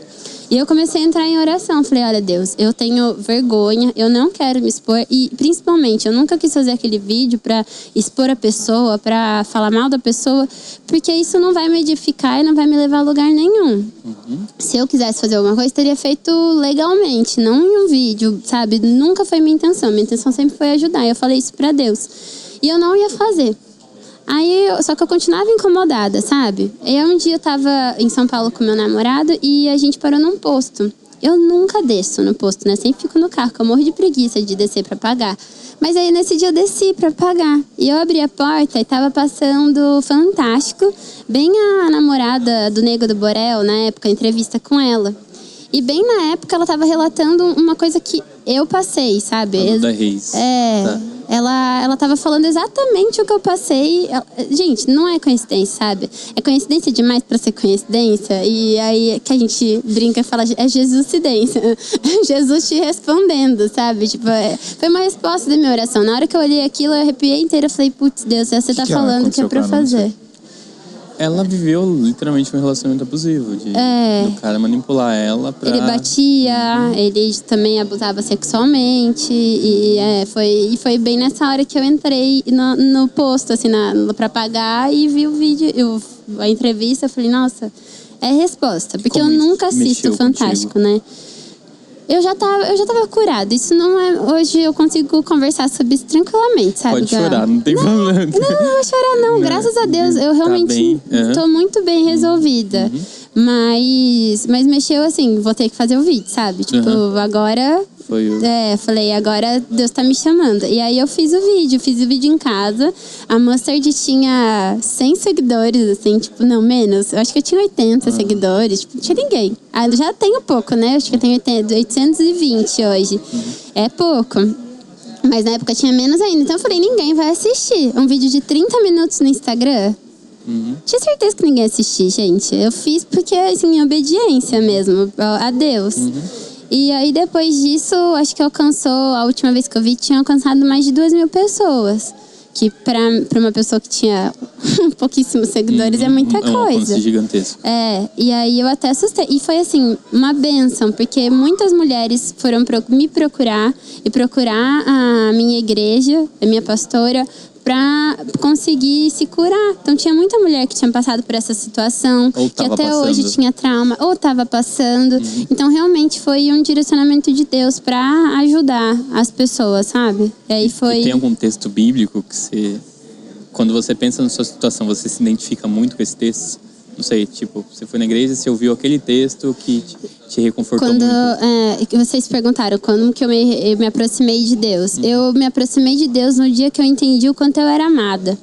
E a Bíblia fala, né, em João 15, que Deus, que Jesus nos amou da mesma maneira como Deus amou a Jesus. Então é um amor que transcende, é o maior amor do mundo. E no dia que eu fui encontrada por esse amor, foi o dia que eu tive um encontro mesmo com Deus. Eu falei assim, não, Deus é a coisa mais importante da minha vida. Eu não mereço o amor de Deus, mas Ele me ama do mesmo jeito. Eu quero mais disso, sabe? Eu lembro nitidamente desse dia, sabe? Eu tava buscando muito, eu queria muito entender, assim, queria me aprofundar. E eu vi as pessoas falando, eu amo Jesus, eu amo Jesus. Eu queria amar Jesus. E eu tava num culto, e aí eles fizeram um apelo, né? Não sei se quem não é da igreja, no final do culto, normalmente o pastor fala, você quer aceitar Jesus como o único, suficiente salvador da sua vida? E aí eu falei, não, já tá Jesus, eu já aceitei, já até me batizei, eu fiquei quieta. Aí ele falou assim, você quer se reconciliar com Jesus? E eu fui tomada, eu não parava de chorar, eu falava, não, sabe quando você foi tomada por amor? Gente, eu não sei explicar, eu só sei dizer pra você, procure, peça para que o Espírito Santo te mostre o quanto você é amado, porque isso transformou a minha vida. E aí, nesse momento, eu decidi que eu ia me comprometer com Jesus, sabe? Comprometer em ter um relacionamento com Ele, e minha vida foi completamente transformada. Assim, eu falo, hoje eu sou uma nova criatura mesmo. Parece muito crente falar isso, mas eu sou muito diferente. Eu tenho paciência, eu escuto, eu falo, eu leio a Bíblia. São coisas que eu não fazia antes, sabe? E é o amor de Deus que me transformou, foi o amor de Deus que me curou, foi o amor de Deus que mudou a minha história, sabe? Eu acho que é algo que eu senti também, não tão, acho que tão forte quanto de repente você sentiu, mas essa sensação de as pessoas passarem pra gente que a gente não merece o perdão. Às vezes a gente erra, e às vezes a gente não sabe que tá errando, e vem pessoas julgando. E isso às vezes pesa, né? Pode chorar. E aí a gente chega num momento que isso tipo, pesa, e a gente não sabe o que fazer. E aí a gente chega num momento, mano, eu não preciso disso. E é o momento que às vezes você entende que, aí você começa a aprofundar, ler, tentar entender que você merece o perdão, independente do que você faça, né? Que a gente não somos pessoas ruins, que às vezes a gente vai cometer erro, todo mundo comete erro, e nem por isso a gente merece ser julgado. Se a gente deixou de fazer o erro, se a gente deu meia volta e começou a fazer as coisas certas, a gente merece perdão e Jesus está do nosso lado. Exatamente. E às vezes as pessoas não entendem isso e querem julgar. Isso é muito ruim, é muito ruim. Pesa de um jeito que a gente não imagina. Então, se comigo foi fraco, agora eu tô imaginando você. De, tipo, tá do lado de um cara e o cara falar um negócio desse. Tipo, mano, isso é desumano. Total. E a gente é criado num ambiente que a gente julga muito, né? E Deus vem ao contrário, né? Jesus vem te falar que Ele te ama, que Ele sabe que você é pecador e Ele veio pra cá pra morrer pelos seus pecados. Então, o preço do pecado já tá pago. Você é liberto de todo pecado. Você não precisa mais do peso daquilo nas suas costas. Tipo, nossa, eu pequei, eu errei, eu caí.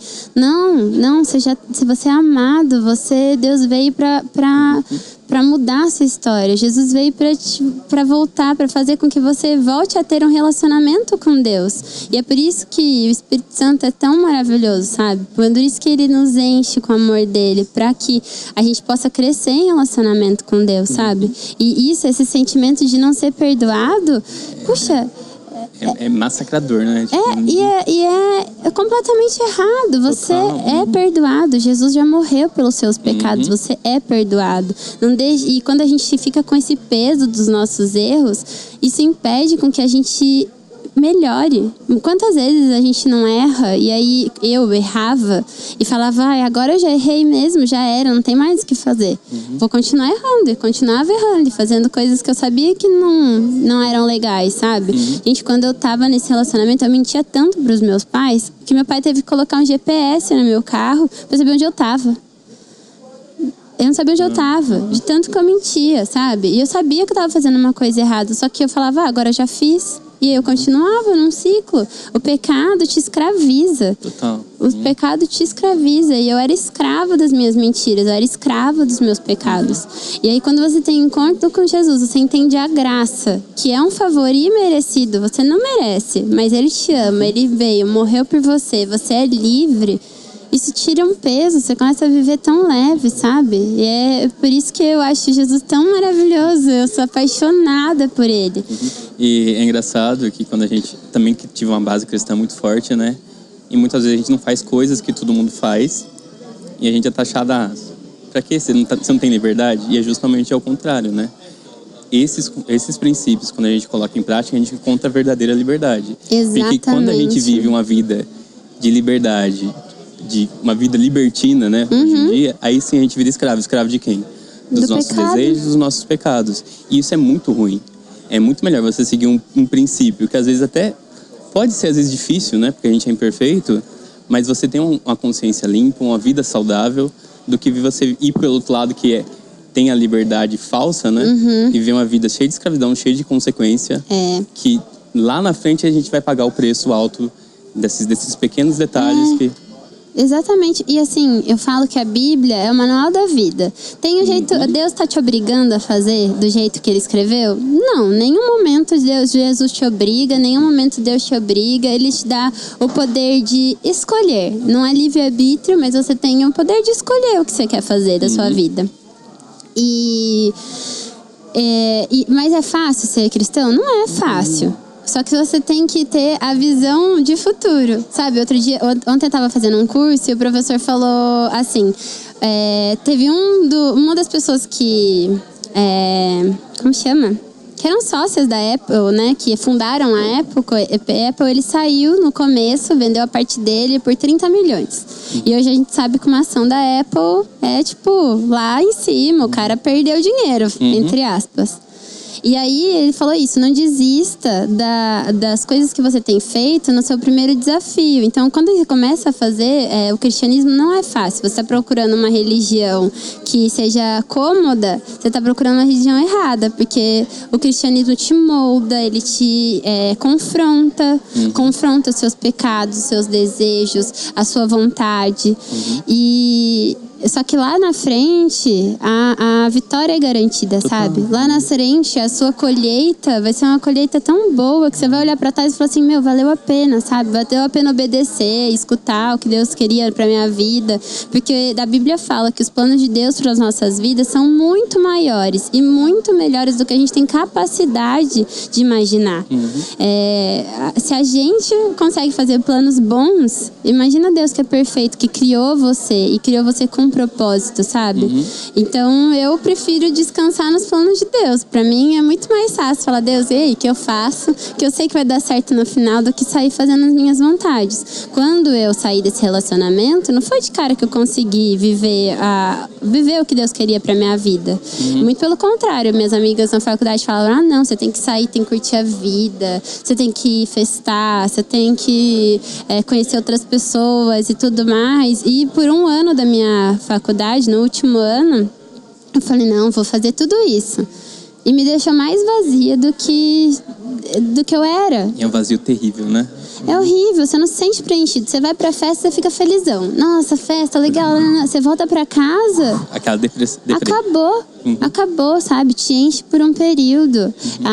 As pessoas têm uma frase que todo mundo fala, né? Que a gente tem um vazio que é do tamanho de Deus. mais nada vai te preencher além de Deus, além do amor dele, sabe? Então foi isso que eu entendi. Quando eu tive esse encontro, quando na igreja eu tomei a decisão de me reconciliar com Deus, eu fui completamente preenchida. E eu vi que eu só preciso dele. E o resto ele vai fazer, sabe? Você acha que quando você teve essa fase, vamos dizer, bem difícil, você sofreu muito, né? Tanto de forma individual, mas afetou a sua família, né? Muito. E deve ter afetado o todo, né? Sim. Em volta de você. Como que você vê isso hoje ligado com a sua fé? Porque, né, eu não acredito em nada que é feito por acaso, mas eu acredito nas consequências das nossas escolhas. Exatamente. Que geram um todo. Como que você vê isso hoje? Hoje você se encontrou em todos os sentidos, você está no trabalho que você gosta, e hoje a sua espiritualidade é muito forte, coisa que na época às vezes não era. Como que você vê isso hoje, a experiência que você teve? Porque pensa comigo assim, né? Às vezes as pessoas que estão nessa situação hoje estão perdidas, né? Ela não vai conseguir. Você entra num buraco que você não vê o fim do túnel, assim. Como que você se vê hoje e vê o que você passou? Eu acho que eu vou te responder o seguinte. Dá pra evitar? Dá pra evitar. O que eu passei, dá pra evitar. Dava pra eu não ter passado por isso. E foram consequências da minha atitude. Você falou uma coisa que é verdade. A Bíblia fala da lei da semeadura. Então, tudo que você plantar, você vai colher. Ninguém vai plantar limão e colher beterraba. Beterraba nem que se colhe, né? Mas tudo bem, vai colher maçã. Vai colher o que você plantou. E eu tive as consequências das minhas escolhas. Foram consequências das minhas escolhas. Eu sou culpada do que aconteceu? Não, eu tinha imatura, não tinha conhecimento, mas dá pra evitar. Se eu puder dar um conselho pra uma pessoa pra uma menina que tá tentando se relacionar e tudo mais, o que fazer? Primeira coisa, nunca se distancie de Deus, porque ele sempre vai te incomodar. A Bíblia também fala que o nosso coração, ele nos direciona. E quando a gente tá fazendo um negócio que vai dar bom, Deus te dá paz, sabe? Então, não se distancie de Deus. Escute seus pais. Se eu tivesse escutado os meus pais, eu não teria passado pelo que eu passei. Tenho certeza que se eu tivesse tido maturidade para entender que meus pais têm muito mais conhecimento de vida que eu não teria passado pelo que eu passei. E não deixe de te amar. A Bíblia fala quais são os 2 maiores mandamentos quando perguntam para Jesus. Amar a Deus acima de todas as coisas e o próximo como a si mesmo. Você não tem base para amar o próximo, você não se amar. Se você não se ama, se você não entende quanto Deus te ama, você não vai saber amar outra pessoa. Muito pelo contrário, você vai amar mais a pessoa do que você mesmo. E aí é a consequência... O que também não é saudável. Não, é completamente nada saudável. Foi o que aconteceu comigo. Eu amava mais a pessoa do que me amava. E aí eu permitia com que ele me fizesse de gato e sapato. Então, esses são meus maiores conselhos. Não se distancie de Deus. Escute seus pais. É clichê? É clichê. É conservador? É conservador. É um pensamento conservador. Mas funciona. É chato. Às vezes a gente acha que os nossos pais não sabem nada. Mas, gente, eles já viveram bem mais que a gente. Quanto mais tempo a gente vive, mais madura a gente é. Não é, Bru? Não é? Eu falo isso. Você fala muito da Bíblia, né? Muito. É minha base. Ele lê muito a Bíblia. Mas, exemplo assim... A gente sabe que a grande maioria da população brasileira não tem uma base de estudo boa. E eu não fiz faculdade igual você, igual ele. Eu vim de uma estrutura de família totalmente diferente. Não tenho o hábito, não tive um pai igual o seu, presente. Não tive um pai nem presente, que me cobrava, me motivava a estudar. Não tive o hábito de leitura igual você. E muitas pessoas igual eu tem aí no Brasil. Eu fui me atentar ao autoconhecimento e procurar evoluir como pessoa, tanto de forma pessoal como no trabalho, depois da escola. Mas isso foi uma coisa minha. Sim, uma determinação muitas pessoas, nesse meio tempo, arrumam um trabalho, vão ser assalariados. Como que essas pessoas que não têm o hábito de leitura vão conseguir interpretar a Bíblia numa forma de escrita que não é o como que a gente lê hoje? Se a gente que lê tem ainda uma certa dificuldade na interpretação, como é que uma pessoa que não tem essa cultura, vamos dizer assim, vai conseguir interpretar o que está ali? Eu vou dar algumas dicas. A primeira dica é: a gente tem mais de uma tradução. Então, eu trouxe uma Bíblia aqui que é a tradução King James. Não é uma tradução fácil para quem está começando a ler. Se for começar a ler, procura uma NVI, que é uma nova versão internacional. Existem versões muito fáceis. Se vocês têm um aplicativo que até estava mostrando o Gael, chama Holy Bible. Acho que é só Bíblia em português. E aí lá tem várias linguagens. Então você pode procurar uma linguagem que você vai entender melhor. Isso quer dizer que você vai entender tudo que você leu? Não, porque a Bíblia é o único livro, conglomerado de livros, que você consegue ler com o autor, que é Deus. Então, toda vez que você vai ler a Bíblia, se você não pede para que o Espírito Santo esteja presente na sua leitura, você não vai entender o que ele está querendo dizer. Por que tem pessoas que leem o mesmo versículo várias vezes e conseguem várias interpretações? Porque o Espírito Santo está guiando eles e mostrando as várias visões daquilo que ele escreveu. Então, o Espírito Santo te guia, ele vai te direcionar. Pessoas que não sabem ler. Acontece, tem muitas pessoas no Brasil que não sabem ler, são analfabetas. Elas não vão conseguir estudar a Bíblia? Vão conseguir, sabe por quê? Porque é o Espírito Santo. A mãe da minha tia, ela era analfabeta. Ela não aprendeu, não sabia ler, nunca tinha frequentado escola. E ela foi uma das pessoas que a gente conhece que mais sabe de Bíblia, que mais sabe de Deus e que tinha um relacionamento profundo com Ele. Isso não é impeditivo. A Bíblia é muito importante você ler. Mas hoje em dia a gente consegue escutar a Bíblia, hoje em dia a gente consegue ter pregação. Eu falo uma coisa que serve para qualquer coisa na nossa vida. Quem quer dá um jeito, quem não quer dá desculpa. Eu falo isso, eu, por exemplo, precisava aprender espanhol, não quero. Eu não aprendi até agora, porque eu fico dando desculpa.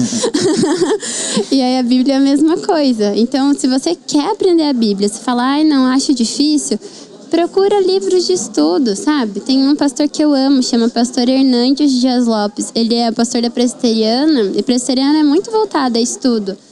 Os livros dele são maravilhosos, são super didáticos. Ele tem livro para cada livro da Bíblia, ele tem um livro explicando aquele livro. Legal. Então, se você não tem base de estudo, se você não tem hábito de estudar, se você não sabe ler, tem alternativa. Se você quer procurar Deus, ele vai se revelar para você, mesmo que você não saiba ler a Bíblia, entendeu? Tem outras maneiras. Eu sou testemunho de Jeová, né? Não sou um exemplo de pessoa em todos os aspectos, mas ainda assim a gente tenta evoluir. Tem um site chamado jw.org, lá você pode solicitar um estudo bíblico, que vai uma pessoa, não sei como agora está na pandemia, provavelmente vai ser online, né? Pelo Zoom, pelo WhatsApp, não sei. Mas vai entrar em contato uma pessoa com você e vai te oferecer um estudo bíblico de graça. Você não é obrigado a se tornar testemunho de Jeová, é apenas um suporte. Eles vão usar um livro menor, que basicamente a base dele é a Bíblia, em temas separados. Aí envolve de você realmente ter sua fé, ter um senso crítico, né? Porque que lá tem que ser seu, você não pode copiar ninguém. E ir desenvolvendo esse conhecimento. Porque realmente a Bíblia é muito difícil de ler. Eu demorei 4 anos para ler a primeira vez. Entendi tudo? Não. Tava até comentando com você, nossa, eu tô em Levítico de novo, tá muito chato. Que é ler em cima de lei. E aqui já é a 3ª vez que eu tô lendo. Então, aos pouquinhos, mas é que negócio, o pouquinho que você já faz de coração e com a fé real, isso aí fica gigantesco. Porque os 2 princípios, né? Amar a Deus como primeira coisa e amar o próximo como a si mesmo, 2 coisinhas simples. Se você aplicar essas 2 coisinhas simples, você já está fazendo mais do que a maioria.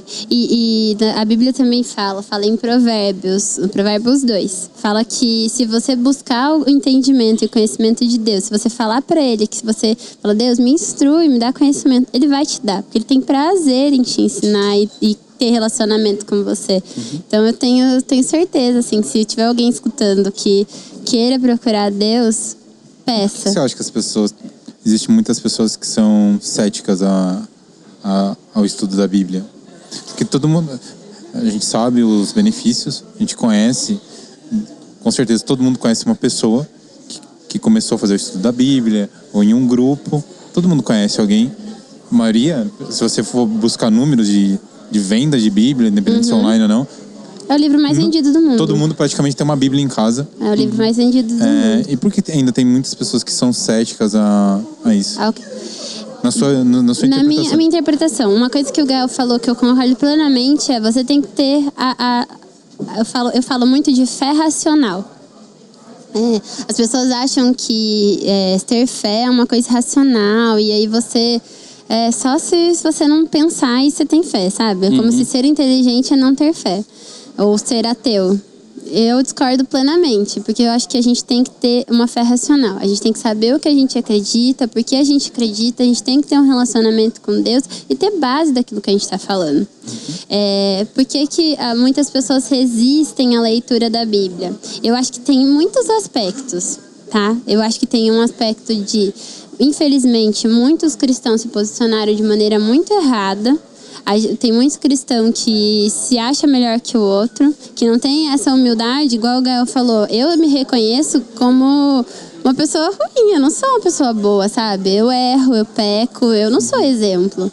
Quem é exemplo é Jesus. E não tem essa humildade. Tem pessoas que falam, eu conheço Deus, então eu sou um ser superior e os não crentes são péssimos. E isso distancia. Quem que quer aprender sobre a Bíblia quando você conversa com alguém arrogante? Eu não ia querer saber, não é? É terrível. Isso te deixa... Você chega alguém lá e fica... não, em vez de você se sentir bem, você acaba se sentindo mal. Vai falar da Bíblia e fala, eu sei ler, eu li a Bíblia inteira e você não. Eu sei todos os... Arrogante, você chegou num ponto bem legal. Por exemplo, assim, ó. Isso com certeza, né? Com certeza. Afasta. Afasta total. Isso pra tudo, eu acho, né? E exemplo assim, beleza. A gente identificou uma coisa que afasta. A arrogância, né? Arrogância. Aqui no Brasil a gente vê muitos casos escândalos, né? Vamos colocar bem entre aspas assim, escândalos que envolvem dinheiro e a Bíblia. A igreja, desculpa. Escândalos que envolvem pastores, dinheiro e religião. Pastores, você ouve muito isso. Que fulano construiu não sei o que lá, que veio lá do Egito, a pedra, não sei do que lá. Como que você vê? Isso com certeza não traz uma imagem positiva para a religião, qualquer uma que seja. Como que você vê isso? Esse lucro que as igrejas estão tendo em cima das pessoas hoje, num momento, vamos dizer assim... Delicado da vida, né? É um grande absurdo, né? É um grande absurdo, porque distorce totalmente o que a palavra fala.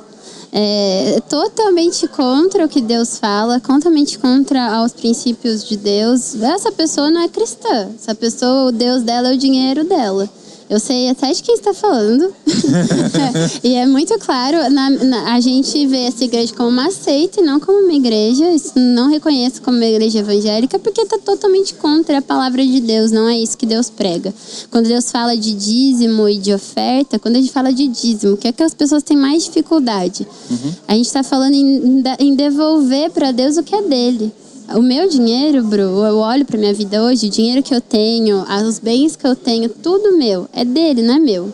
E quando eu devolvo pra ele, só tô reconhecendo, Deus, eu sei que isso aqui é seu, e eu tô te devolvendo isso aqui pra te mostrar que eu sei que é seu, pra me lembrar. O dinheiro que, quando a gente dá o dízimo na igreja, a gente não tá dando pra Deus, a gente, na verdade, tá fazendo um lembrete pra gente mesmo, de que aquilo não é nosso.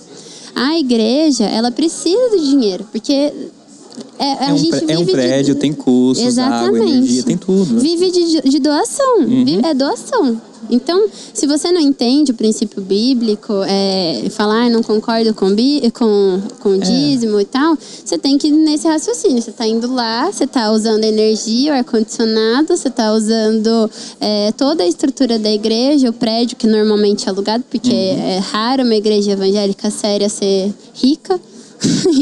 Então, você está ali ajudando como um valor. Agora, quando eu dou meu dízimo e a pessoa que está lá à frente, o líder daquela igreja, pega o dinheiro e vai lá e compra um carro para ele, ou rouba e se beneficia daquilo e usa, a responsabilidade é dele com Deus. A minha responsabilidade com Deus é entender que aquilo não é meu. A Bíblia fala que quando você é chamado para um cargo de pastor, por um cargo de mestre, você vai ter um julgamento diferente na hora que você morrer. Você vai ser muito mais cobrado. Porque você vai ser cobrado não só pela sua vida e pelas coisas que você fez na sua vida. Você vai ser cobrado por todo mundo que está abaixo espiritualmente de você. Não que o pastor seja um ser superior, não é isso. Mas ele tem a responsabilidade de cobrir suas ovelhas em oração. Então ele é responsável por estar roubando as pessoas que estão abaixo dele. Eu acho que até um alerta para as pessoas saberem identificar isso, né? Por isso que é tão importante a leitura da Bíblia, né? Que você lendo, você vai entender qual que é o conceito do dízimo. Ele veio lá do Israel antigo, onde tinha a tribo, que Israel foi dividido em 12, e tinha a tribo de Levi, que era responsável pela adoração. Exatamente. Então, como eles tinham o tempo todo lá no templo, eles precisavam sobreviver. Aí tinha um dízimo que cada um pagava para pagar aquela tribo em si, porque eles tinham a responsabilidade de ir lá e fazer todo o papel da adoração, fazer os sacrifícios, cuidar do templo. Então, tinha um porquê. No Novo Testamento, mudou o sistema, eram as congregações, mas ainda assim precisava dos prédios. Mas aí caiu a ideia do dízimo, ou seja, você dá o que você tem no coração, que vai ajudar aquele templo, porque tem os custos. Então, tem que ser isso porque se eu não tenho condição de, às vezes, dar 10%, porque eu preciso daqueles 10% para sobreviver, você acha que Deus vai se importar? Deus não vai. Deus olha o seu coração. Ele sabe a sua situação. Para ele é muito mais importante você agir bem com as suas atitudes do que o dinheiro em si. Mas eu tenho uma vida muito abastada, eu quero doar. Você pode doar o quanto você quiser, desde que seja de coração e com uma boa intenção. Exatamente, cara. Agora, um bom exemplo, Paulo, ele tinha todo o trabalho dele de pregação, mas ainda assim, em alguns momentos da vida dele, ele trabalhou, porque ele não achava justo ele pedir uma quantidade de dinheiro para ajudar a congregação e ele não ajudar. Então, ele fabricava tendas e no momento livre dele tinha pregação. Então, o que eu acho muito errado? Pastor viver de ser pastor. Né? Eu entendo quando o pastor se dedica só a isso, porque se normalmente 100% ele se dedica a isso, tudo bem, né? Porque, toma muito tempo a igreja, né? Sim, mas se ele só vai lá no sábado dar um culto, não tem por que ele viver daquilo lá. Mas eu entendo seu raciocínio, eu entendo, porque tem muito pessoas que são aproveitadoras. Isso na igreja evangélica, na igreja católica, no espiritismo, na religião. Tem muita gente que é aproveitadora. E que usa da ingenuidade das outras pessoas para se aproveitar. Mas nesse raciocínio eu entendo que tenham pastores que se dediquem 100% à igreja. Aí sim, né? Faz sentido. Gente, tem pastor que a minha pastora não tem tempo nem para respirar, porque ela cuida de um monte de gente. A gente tem 2 casas de apoio que tem gente que vai se alimentar lá, sabe? Gente que sabe, é muita responsabilidade. Ela não ganha nada, minha pastora, ela não vive disso, o marido dela que sustenta a casa, mas tem pastores que acabam precisando de uma ajuda de custo, pelo menos. Eu achei bem legal quando você falou no vídeo lá, voltando só para esse ponto, comentar sobre, que você falou que a pastora te ajudou muito, né? Ela ficou muito do seu lado, então ela foi tipo uma mentora mesmo ali, te abraçou, né? Então, tipo, eu acho que querendo não vir um projeto, vamos dizer assim, um projeto social. Acho que a igreja é isso, né? Deveria ser isso, pelo menos todas, né? Espalhar o amor de Deus. As pessoas... Eu achei muito legal quando você falou. Nossa, a minha pastora ficava me ouvindo, conversava comigo. Eu, tipo, uma psicóloga praticamente. A minha pastora então, tipo, é um ser maravilhoso. A igreja tá ali normalmente são igrejas locais, né? São coisas de bairro. Então isso é uma coisa ali para ajudar aquela comunidade, não vender ou lucrar. Eu acho que tudo aquele dinheiro que entra ali, se for destinado a contratar uma pessoa para te ajudar, aí é um outro propósito. Mas, se você vê o cara lá, depois parece o cara com um relógio, com um carro, uma corrente, com um anel. E isso que eu acho muito errado em algumas igrejas. Templos gigantescos, os pastores com Rolex, com anéis de ouro. Pra que ter essa ostentação? Com ternos caríssimos. Então isso é um ponto que eu me distancio de algumas igrejas ou pessoas de algum determinado tipo por conta disso. Porque, eu vejo que a pessoa tá lucrando em cima dessas pessoas. Só que você não pode deixar isso te impedir de se aproximar de Deus, sabe? Mas eu falando específico dessas pessoas. Sim. Porque assim, se a gente vai na igreja olhando para os homens, a gente vai se decepcionar. Totalmente. Porque o homem em si é pecador. Depois que Adão e Eva desobedeceram, o pecado entrou no mundo e todo mundo vai errar. O resto da nossa vida, até Jesus voltar e a gente ter o nosso corpo glorificado, a gente vai errar e vai pecar. Então nunca olhe para pessoas. Se você não, porque se você entrar na igreja, a melhor pessoa do mundo vai te decepcionar e você vai se afastar de Deus. Sempre olhe para Deus. Mas, infelizmente, essas coisas acontecem, mas é importante você ter um relacionamento com Deus para você conseguir identificar isso. Hoje eu sirvo numa igreja que é muito séria. Gente, a igreja mais gostosa que eu já entrei na minha vida. A minha pastora é a pessoa mais amorosa que eu já conheci. As pessoas lá dentro são voluntários, todo mundo é voluntário, não tem ninguém lá que tenha um salário para estar trabalhando lá. E a gente aprende muito, a gente cresce muito junto em comunidade, sabe? Eu falo que existem dois caminhos que são essenciais, são somados para você crescer em relacionamento com Deus. Se você só faz um, você não vai crescer. Então, um é quarto, dedicar o seu tempo para Deus, tirar um tempo do seu dia, suas primeiras horas para orar, ler a Bíblia e ter o seu tempo com Deus. E o segundo ponto é viver em comunidade. Então, estar numa igreja local é essencial para você crescer em relacionamento com Deus. Por quê? Quando a gente gosta muito de, por exemplo, eu gosto muito de café. Eu vou frequentar o quê? Cafeterias com pessoas que gostam de café. Não vai adiantar de nada eu chamar alguém que odeia café para ficar vindo comigo conhecer cafeteria. E é a mesma coisa. Se eu amo Jesus, eu quero conviver com pessoas que amam Jesus e que vão me edificar nesse sentido. Vão somar, vão me ensinar. Então, a comunidade é isso. É uma troca, é comunhão, entendeu? Então, quando a gente vai para a igreja, a gente precisa... É para congregar, para viver em comunidade, entendeu?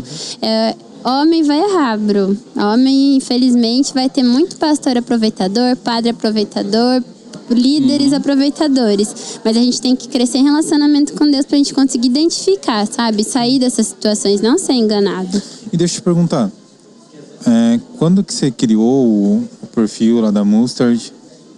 Quando que foi isso? Por que você fez isso? Eu fiz isso. Mustard. A Bíblia fala sobre que se você tiver uma fé do tamanho de uma semente de mostarda, você vai falar para uma montanha, para ela se mover daqui até ali, ela vai se mover. Ou seja, mesmo que você esteja no começo da sua caminhada com Deus, Ele já vai te usar e Ele vai te escutar e a partir daquilo ali, Ele vai fazer uma árvore gigante. Em Lucas fala que aquela semente vai virar uma árvore, dessa árvore vai ter ramos, vai ser frutífera e pássaros vão pousar sobre essa árvore. Então, o nome surgiu disso, da semente de mostarda. Até tem uma semente aqui, vou te mostrar. Detalhe sobre o grão de mostarda, que ela é a menor das sementes. E quando ela vira uma árvore, ela é uma das maiores árvores. Exatamente. Isso aqui é uma semente de mostarda. Olha só. É minúscula. É muito pequena. Então você não precisa ter uma fé. E as árvores delas são as maiores. Você não precisa ter uma fé gigantesca. Você precisa ter fé, você precisa querer. Você precisa querer ter um presente? Um relacionamento com Deus.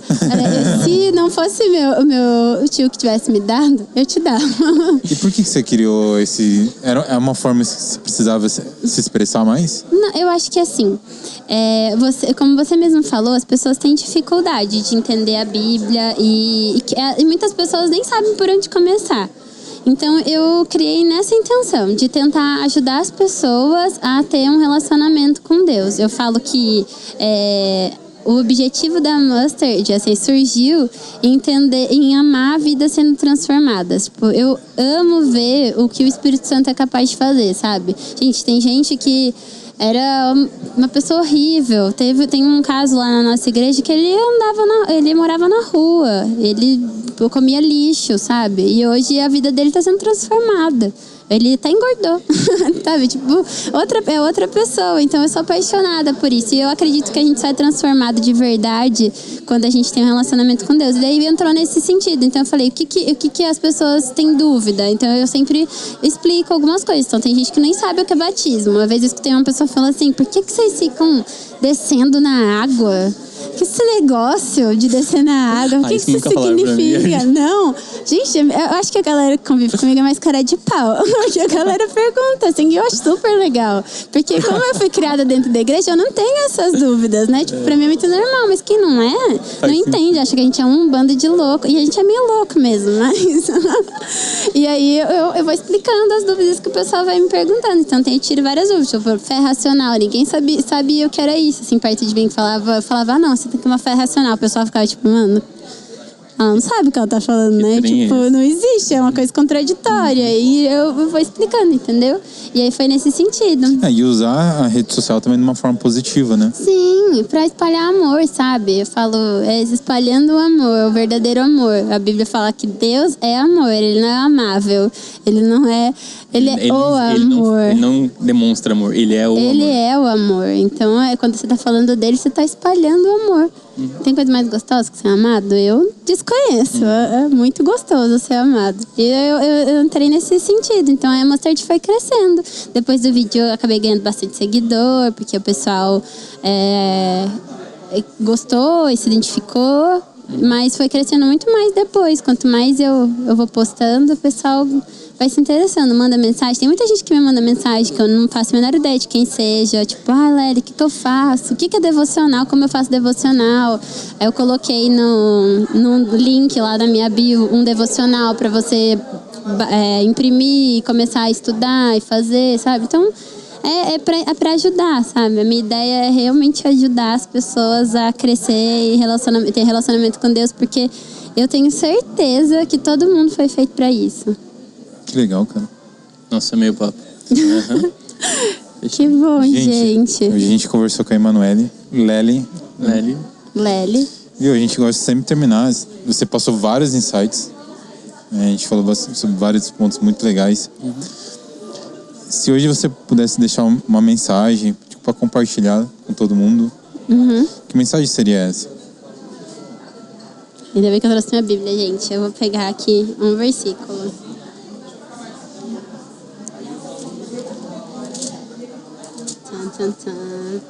Aí eu não acho, né? Sabe o que eu quero falar com vocês? Aqui.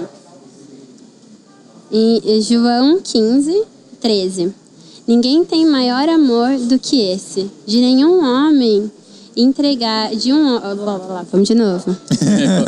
Ainda bem que vocês vão cortar pra passar depois. Ninguém tem maior amor do que esse, de algum homem entregar a sua vida pelos seus amigos. Vós sois meus amigos, se fizerdes o que eu vos mando. Já não vos chamo de servo, porque servo não sabe o que faz o seu senhor. Mas eu tenho-vos chamado amigos, porque todas as coisas que eu ouvi do meu Pai vos tenho feito conhecer. Então, você é chamado para ser amigo de Deus. Você não é chamado para ser servo. O escravo só obedece. Ele não está ali porque ele quer, ele está ali porque ele está sendo obrigado. Jesus quer que você esteja ali com todo o seu coração. E ninguém te ama mais no mundo do que ele. Eu acho que se eu puder falar alguma coisa, é que você é muito amado e amada. E que Deus tem prazer em você e na sua vida. Top. E aproveitando, das condições do texto é fazer o que eu mando, né?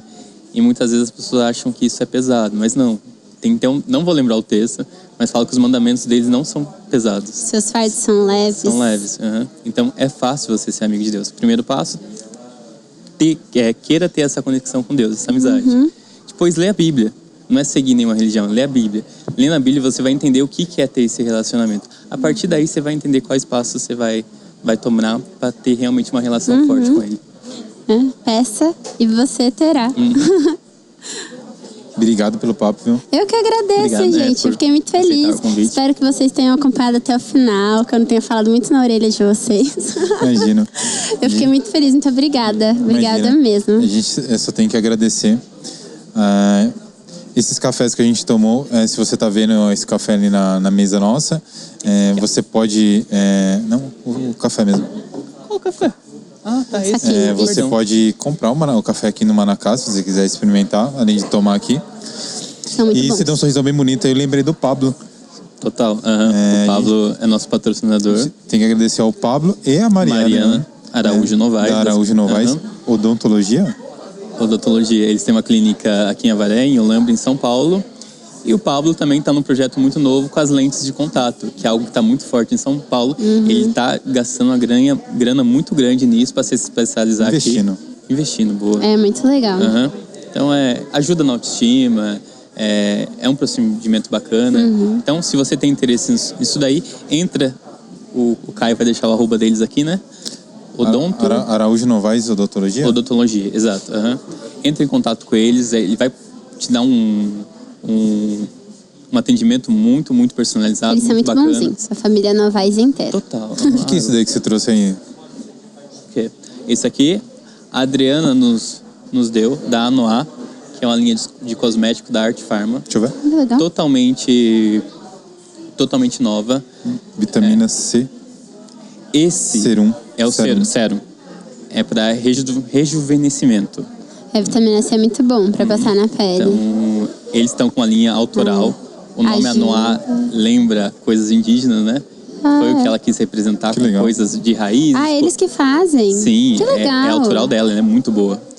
E vitamina C ajuda, eu vou falar, né, sou mulher, vou saber ajudar vocês. Vitamina C e ácido hialurônico. Ácido hialurônico ajuda para hidratar a pele e a vitamina C ajuda nas linhas de expressões, de rugas, sabe? Quando você passa, você vai prevenindo esse tipo de coisa na sua pele. Nossa, garota propaganda, né, Manoel? Ajudar, né, gente? Eu imagino que vocês não passem. Mas deveriam, viu? Porque isso aqui não é só de mulher, não. Homem também, tem que se cuidar. Eles estão com preço super bacana, não vou falar valores aqui, mas ela é tipo uma diferença muito grande de uma linha convencional para a linha dela. Então, ficou interessado, o arroba dela vai estar aqui. Que legal, e local, né, da nossa cidade. Local, total. Muito obrigado, Adriana. Muito legal. E, gente, muito obrigado por todo mundo ter nos ouvido. Um agradecimento muito, muito, muito especial para a Gabi Sampaio, prima da Emanuele. Gabi, muito obrigado por nos apoiar, pelos looks. Eu estou usando, Gael está usando. Eu tô sempre usando, porque Emanuele está usando. Eu vivo com as coisas da Gabi. Eu tô usando essa camisa da Farm, que eu sou... a minha da... eu gosto muito. E, gente, muito obrigado. A sua vestida é da Farm?